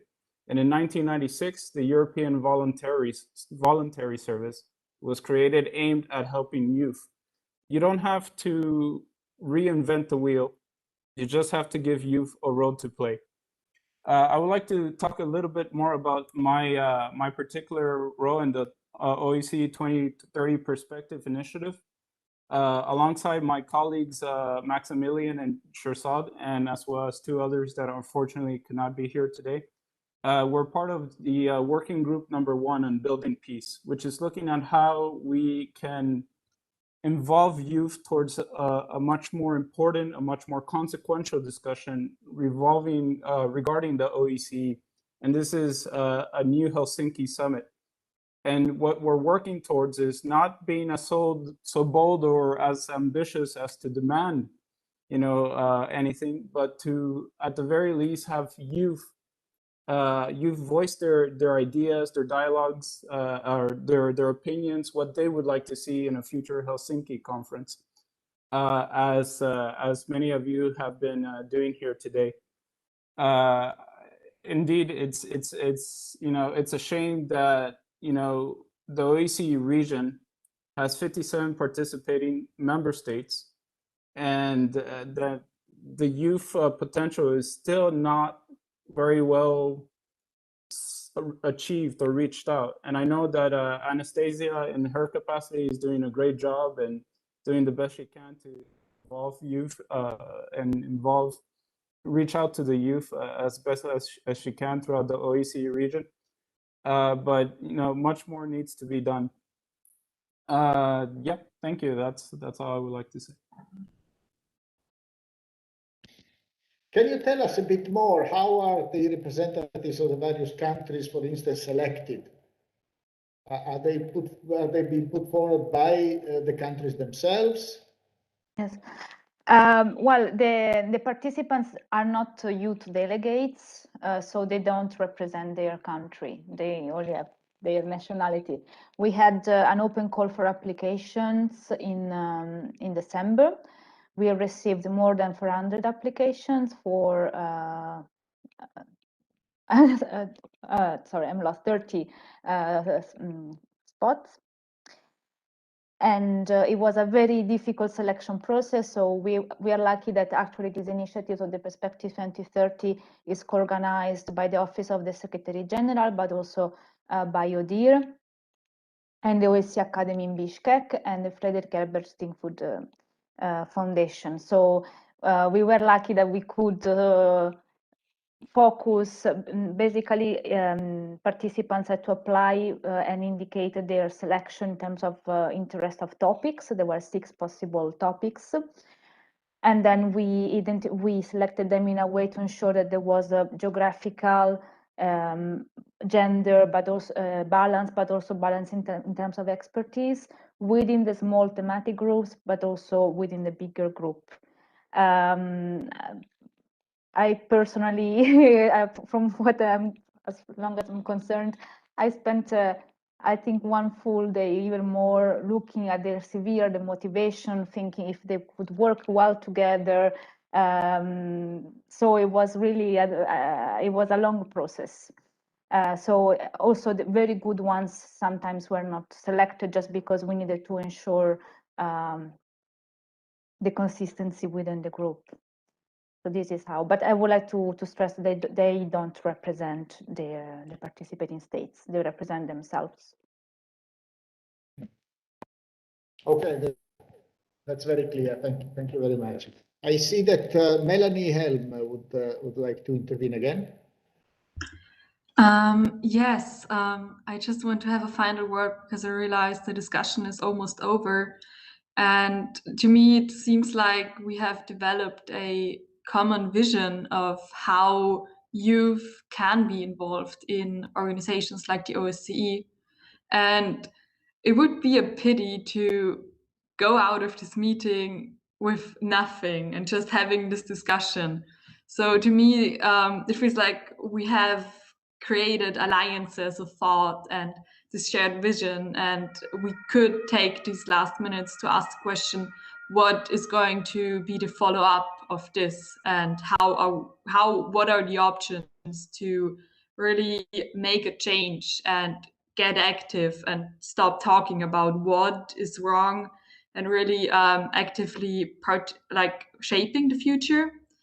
And yes, my question or proposal is this idea of really getting together young people and policymakers to a congress or yes, like a physical event where ideas of youth councils, youth platforms, which really have an impact, can be created. And therefore, I really want to propose this idea of follow-up ideas and alliances which could work on really making a change within the entire OSCE network.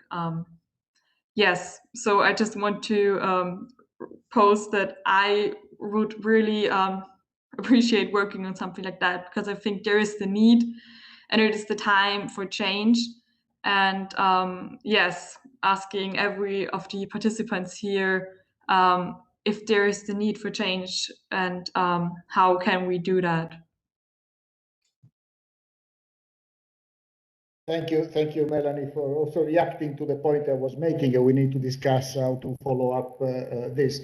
And I don't want to preempt now that we will have a concluding panel with two young parliamentarians, members of the OSCE Parliamentary Assembly from North Macedonia, from Belgium, who will share with us also their views and their understanding and their suggestions on the way forward based on this very interesting debate that we had.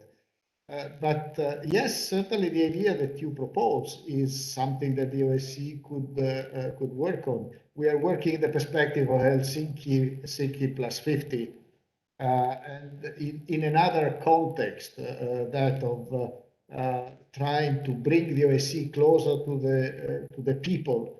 There are suggestions such as that of revitalizing a network of Helsinki committees in the various countries. So one could think of, Helsinki Youth Councils, something like this, so that it has a flavor of the direction in which we are moving, and the Helsinki process and the OSCE, what the OSCE stands for, but focusing on the role of the young people and try to bring in and to create through these points of discussion, reflection, but also empowerment of young people and finding ways for them to contribute better to the agenda of the organization and to the broader discourse on strategies for the international community to address issues that you feel are relevant. So this could be one direction in which to move. The other is that of the youth forum, then the youth representative. There are quite a few issues on the table now, and as you say, it would be pity to leave it at that. We will issue, in any case, at the end of this meeting, a report where we will try to make it as operational as possible, trying to point to the various ideas that have come up, to the various issues that have come up, and then we'll see, and that will be also in your hands, how, if you want to continue this discussion, we could have another meeting in the future of this kind, or we can move it at a different level and let maybe the Parliamentary Assembly itself move towards the creation and the launching of some initiatives, and leave to national delegations to create these councils. For instance, they could be based on each country, but then could create a network and through that become this kind of a place where a global discussion involving young people could take place. So there are quite a few options to be explored on the way forward, and on this I want to be neutral from my side. It's really your decision on how you would like to proceed, and we'll see also the recommendations of the concluding panel. Can I ask whether there is anybody else? Yes, I see. Wait, where are we? It's Simon Marian Hoffman, I think. Yeah. Yeah, please. Yes, I want to say like we have a concept for the German Youth Council, and we tried to install this, and it was really far with the Ministry of Youth and Family in Germany, and then we got in troubles with a lot of other youth organizations, and they did it really like a fight because they don't want share power, and this is like also like this was really a pain for us because we was really far, and for me it's like we need to learn cooperation, and I see this especially between the generations. We have to learn it, and we have to get in contact on the eye level together, and therefore it's really important that there's more youth involved. And for me it's like we should make a physical circle, like Melanie Helm said, and where we can meet, and where maybe the elders give the space in the administration form, but we as the youth, maybe there's a group of young people from different countries, they want to hold the congress, or have to make the design, like what we do inside this, which spaces we want to create, and like all the culture stuff. And this is like, I think if this come out of the youth, then there's something new can exist, and then we can use like the concept that we have, and also develop this, and maybe bring it, how could it function on a European level. For me, it's like a really important way, and also like there's a lot of interest of young people to join this process. If it have the freedom and opportunity that they get, that they can get a effective role and really power to create something new. And there's a lot of other ideas I have also, like maybe not right now, but like it's about how we can support the youth, the personal youth, for the make their own development and get a participation on a democracy all over Europe. And they're also the personal people needs freedom to develop his own education and stuff. And therefore we need money, and we need the trust to support the youth, because they are the future, and they are the people. They create something new, what pays the rent of all the people. And yes, and I would like to join this process, and I would really happy if we can make some points where we can say, okay, we make a commitment to this way to install something for the youth and for the future and the next generations. Thank you. Thank you. I see that Daniel also stated that he would appreciate more rounds of this discussion. So we'll keep this option in mind, but maybe we can move to the concluding panel, and maybe after that we will still have a few minutes to consider a possible further step in this discussion, and maybe I'll come up myself with a couple of proposals. But let's move to the closing panel, the takeaways and implications also for the OSCE Parliamentary Assembly. As I said earlier, we have two parliamentarians, Monica Zajkova from North Macedonia and Adeline Blanquert from Belgium. So Monica, would you like to go first? You have the floor.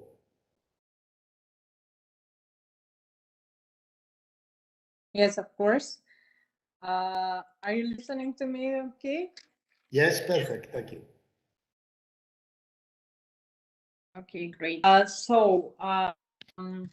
We often say that in our state, the state with such a youth should not worry about its future. So we all agree that the young people are the creators of each country future, and that's why their voice needs to be heard. Here, as Anastasia mentioned, we have a law for youth policies. We adopted a law for youth participation and youth policies. Also inside the parliament, there is a for young parliamentarians, but it is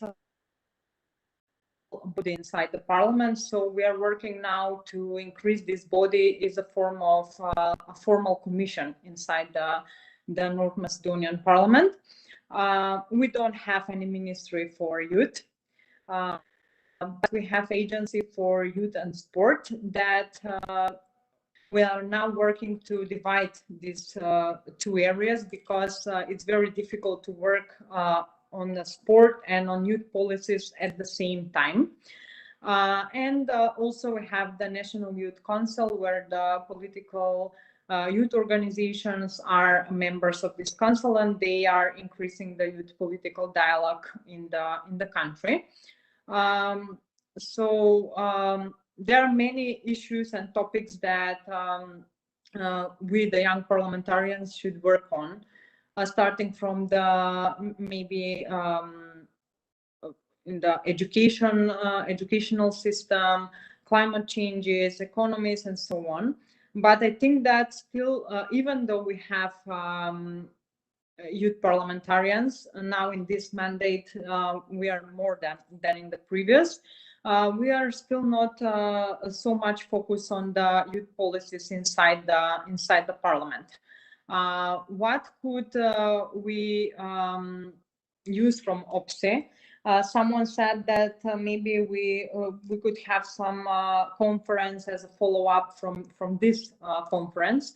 I think that maybe we could speak more about networking and exchanging experience between the young parliamentarians or young elected people, or maybe people who are coming from youth councils and so on, and to form some kind of OSCE youth group, or group for young politicians or young people, which will have working groups inside, and we could work on issues that youth are interested for, because all the young people in each country have the same issues, like we want to travel more, Erasmus programs, education system, and so on, and to teach maybe, and to be representatives of how the dialogue, example for a youth dialogue, ethical dialogue, because we are very we could see that in a lot of countries inside the parliaments, even we have youth politicians, they are the rhetoric cultures is like more on a personal offense. So maybe we could work also on this cultural dialogue between the youth, and also the networking part. I mean, I don't know much about the young parliamentarians in other countries. We don't have contact with the young parliamentarians, so we could exchange more experience. So these panel discussions, conferences, or roundtable could be more helpful for me as a youth parliamentary member, and I hope so for also for the other participants, so we could exchange more experiences, how in other countries the youth councils are functioning, some kind of legislation, so we could produce policies in these OSCE youth groups. And so that's how I see that we need to work on for the young people inside the OSCE mission. So thank you. I will finishing now here. If someone has something to add or something to add. Thank you very much, Monica. Let's move to Adeline now to hear her take on this discussion and their suggestions.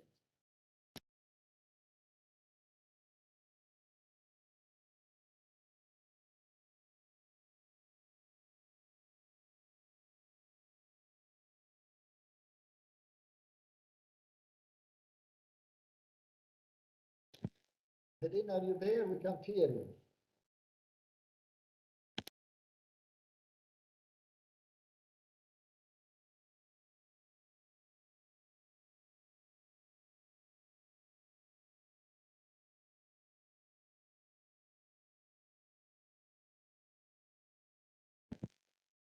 There is obviously some technical problem. We'll give us some time. Maybe we can start a kind of a final discussion among ourselves, and then we'll try again with Adeline Blancart in a few minutes. I will ask my colleagues to try to contact her and see if we can address the technical issues. One consideration I would like to make from my perspective, and I'm a bit of a, how can I say, an external observer from a certain point of view, as I pointed out earlier, but also a strong supporter. A youth parliamentary forum at the Parliamentary Assembly, which is a very interesting initiative. In organizing this event, we struggled a little bit in finding out, how can I say, an adequate number of young parliamentarians in the OSCE Parliamentary Assembly. Because they are also, as it happens in many of national parliaments, the average age tends to be higher than what we set as the upper limit of our own definition of youth, which we took looking at the UN, which is 30 years. And so there aren't really many. So one of the issues is if the Parliamentary Assembly moved to create a forum of this kind, would it be open also maybe to other young politicians, not necessarily parliamentarians, but political activists or people who want to engage, so that it becomes also a bit of a civil society forum, or should it remain strictly a forum for parliamentarians or for OSCE Parliamentary Assembly members? That would be one discussion that perhaps should take place. If we go for the broader version, opening it up also to other young people that are politically active in any way, also a very broad definition of the term political. So even a civil society active person can be defined as such and could be perhaps part of that. This could become a broader platform that could serve a number of purposes that have been discussed by many of you during the debate. So that is one of the options that could be considered, but that's something that needs to be decided. And first of all, it needs to be decided by the OSCE parliamentarians, since the initiative comes from there. But maybe this kind of discussion may support the process of making a decision in this direction. So I would like to encourage you to doing that. I see now I got a message from Adeline Blancart. We'll try again. Adeline, can you hear me? Can you try again, please?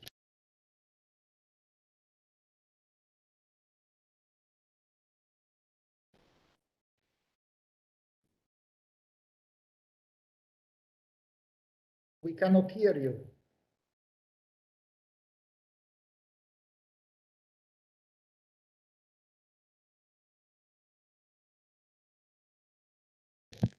Adelina, I can see you, but I cannot hear you. There is still some kind of a problem.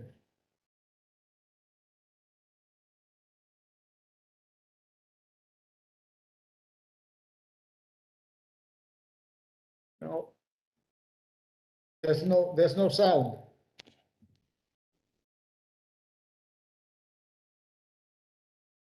We did a test call yesterday, it worked perfectly, and now it doesn't. Too bad.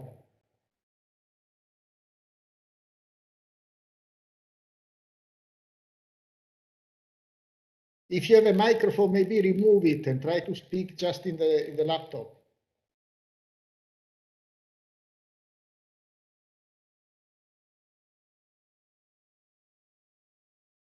No, it still doesn't work. I'm sorry.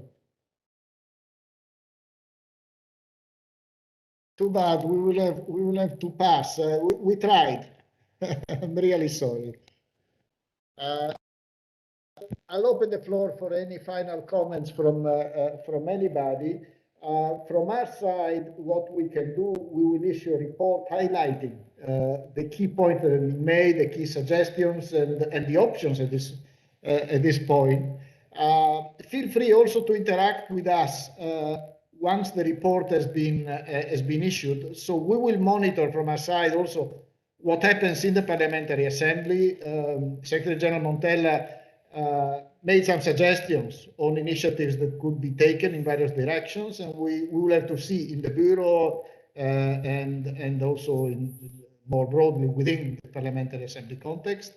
So we'll see also what happens, and we'll interact with you in that dimension. But I don't want to, how can I say, lose the contact with everybody else. So feel free, once you receive a report, also to interact, to comment, and maybe after the summer break, we could try to have another meeting of this kind to see where we are, to see what the reactions to the report are, and what else can we do that hasn't been done in the meantime. And if any of you wants to submit also in writing some considerations to develop some thoughts that you presented, feel free to do it, and we'll try to circulate it to all the participants in this meeting. So that's where I would leave it, together with the thanks to all of you, in particular to the speakers for their presentation. I think it is clear that there are lots of things that have been done. They are not necessarily well interconnected, so we're working at different levels, and there are ideas that would go in the direction of bringing things a bit more together. So perhaps this is one general direction in which we could move. I think there is a good understanding also what the problems are, and somebody was saying that the key is to see what role the youth is given, or it's acknowledged or recognized for the young people, and that remains the key issue. But if there isn't enough of a structure about the debate and about the attempt to transfer the agenda, or to highlight what should be on the agenda from a perspective of the youth, then you will remain with these many instances where there's kind of a half an attempt at every level. So stepping up the effort and trying to strengthen the networking factor, I think will be important from my perspective. And if you agree, we will try to do something maybe after the summer break. As I say, the summer session of the Parliamentary Assembly will be in July, so we'll see between now and then what happens in the context of the Parliamentary Assembly, and I would like to encourage the OSCE parliamentarians also to follow up on the suggestions that they themselves put forward. And then after the summer, maybe we reconvene to relook at the situation and to discuss also possible initiatives in view of the OSCE ministerial at the end of the year. So if you agree, I would leave it at that. If there are any other very final comments, feel free. Otherwise, I would thank you all for your participation or for your contribution to this lively debate. Am I hearable now? So I don't see anybody. So thank you so much. Have a nice Ambassador. Oh yes, I think I see. Roger, was that you? Were you asking for the floor? No, it was from the Secretariat. Yeah, Adeline is connected. Yeah, Adeline, yes. it's ready. I was saying. Better late than never. Yes. Am I okay? Oh, okay. Oh, okay, great. I switched the device. My sincere apologies. My sincere apologies. But if it's okay, I would like to make a statement. Absolutely. Go ahead. Great. Still have a few minutes. Thank you very much, and my apologies. Well, I'm going to start again. Well, I'd like to thank the organization for this important event, and everyone for their contribution and interesting debates. And apologies for the bad connection. I will keep the summary brief because my colleague Micah already said very much, and my apologies, but I couldn't understand every speaker due to a bad connection, even though I am using a cable. But I thought it was very interesting what Sir of Austria said. We have to include youth, how to include youth. And I think this meeting is a very good first step. And he also stated that there are different perspectives next to experience. Well, I'm going to switch a little bit because due to time, but if to give the younger generation more important voice. We don't have to reinvent the wheel. We can, for example, take a look at the parliamentary union like the IPU. Already have a structural organization for parliamentarians, and as I've heard, they do quite a good job. And of course, we have to take in consideration that their age limit is 45 years old, 30, but we have to be realistic that organizing this kind of structure with only people under 30 is maybe a bit unrealistic. Delegations who have a young parliamentarian in their ranks have the symbolic right to bring an extra member of delegation during the assemblies. The most important thing, however, is that the IPU has a forum of young parliamentarians. They gather twice a year during each assembly. They discuss each item on the agenda from a youth perspective and make recommendations to the commissions, the governing council, etc. Flemish Parliament in Belgium, where I'm from, we organize a youth parliament every year, a parliament where we want to inform young people about politics. And I can only confirm that young people under the age of 30, the generation has to carry out the long-term strategies which are made today, still aren't included when we talk about policy making. Ms. Helm said that people under 25 aren't represented in parliament. I was elected when I was 21 in the local council and 23 in Flemish Parliament. And I think it's also important that we can reach a change in the mindset of the older generation. I just turned 25 when I was in Helsinki for the OSCE last year and introduced myself as a senator and member of Parliament of Belgium. I got a lot of comments in the manner of, I thought the Senate was something for older men, not for young women, or aren't you a little bit too young to be in this position? Well, this debate was very interesting, but like Ms. Helm said, we can't leave it like this, so I'm looking forward to another meeting.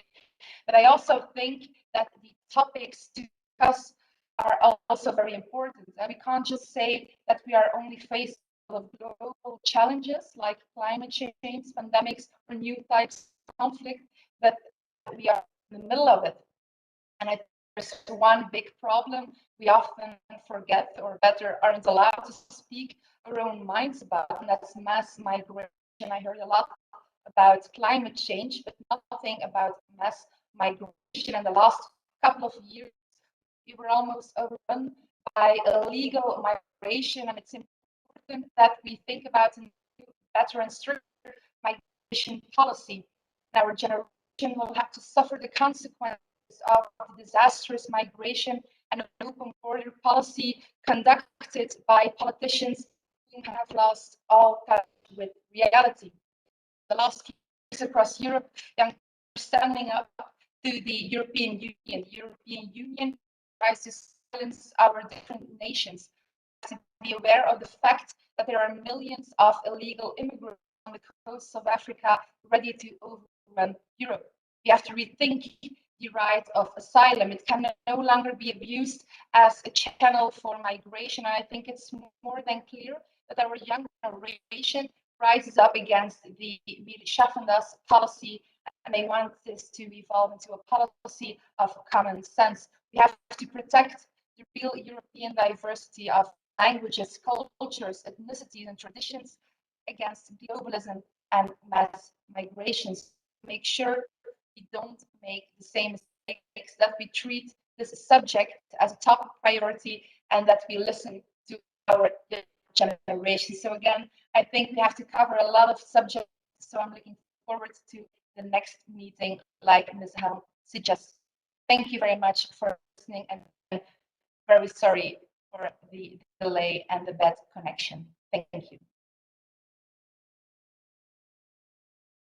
Thank you very much, Adeline. I'm glad we managed in the end to give you space for your own intervention. I think you also brought or put into focus the issue of the agenda, what should be on the agenda. And we focused a lot now on how can I say, the more procedural aspects, how to go about it, and how to create a process. But of course, the other aspect is what should be on the agenda of the debates, and you are raising issues that are certainly relevant. So with this, I would like to thank you all for quite an interactive and interesting and thought-provoking discussion. I agree that we can't drop it at this point. So as I say, let's see what happens in the OSCE and what steps are taken. But then we should reconvene also to look in this hybrid format. And it was good that we had also participants more from a civil society perspective, but interested in engaging, and so very political in that sense, in a process to give a stronger voice to young people in defining the overall agenda, I would say, for the regional and international community. So let's continue this. We'll give you a sign as to when we think we could schedule another brainstorming of this kind. And again, I would like to encourage you, if you have proposals, suggestions, or comments to the report that we circulated, feel free to pass them on, and we'll circulate them to everybody. Thank you very much, and I look forward to continuing this interesting discussion with you. Have a nice evening.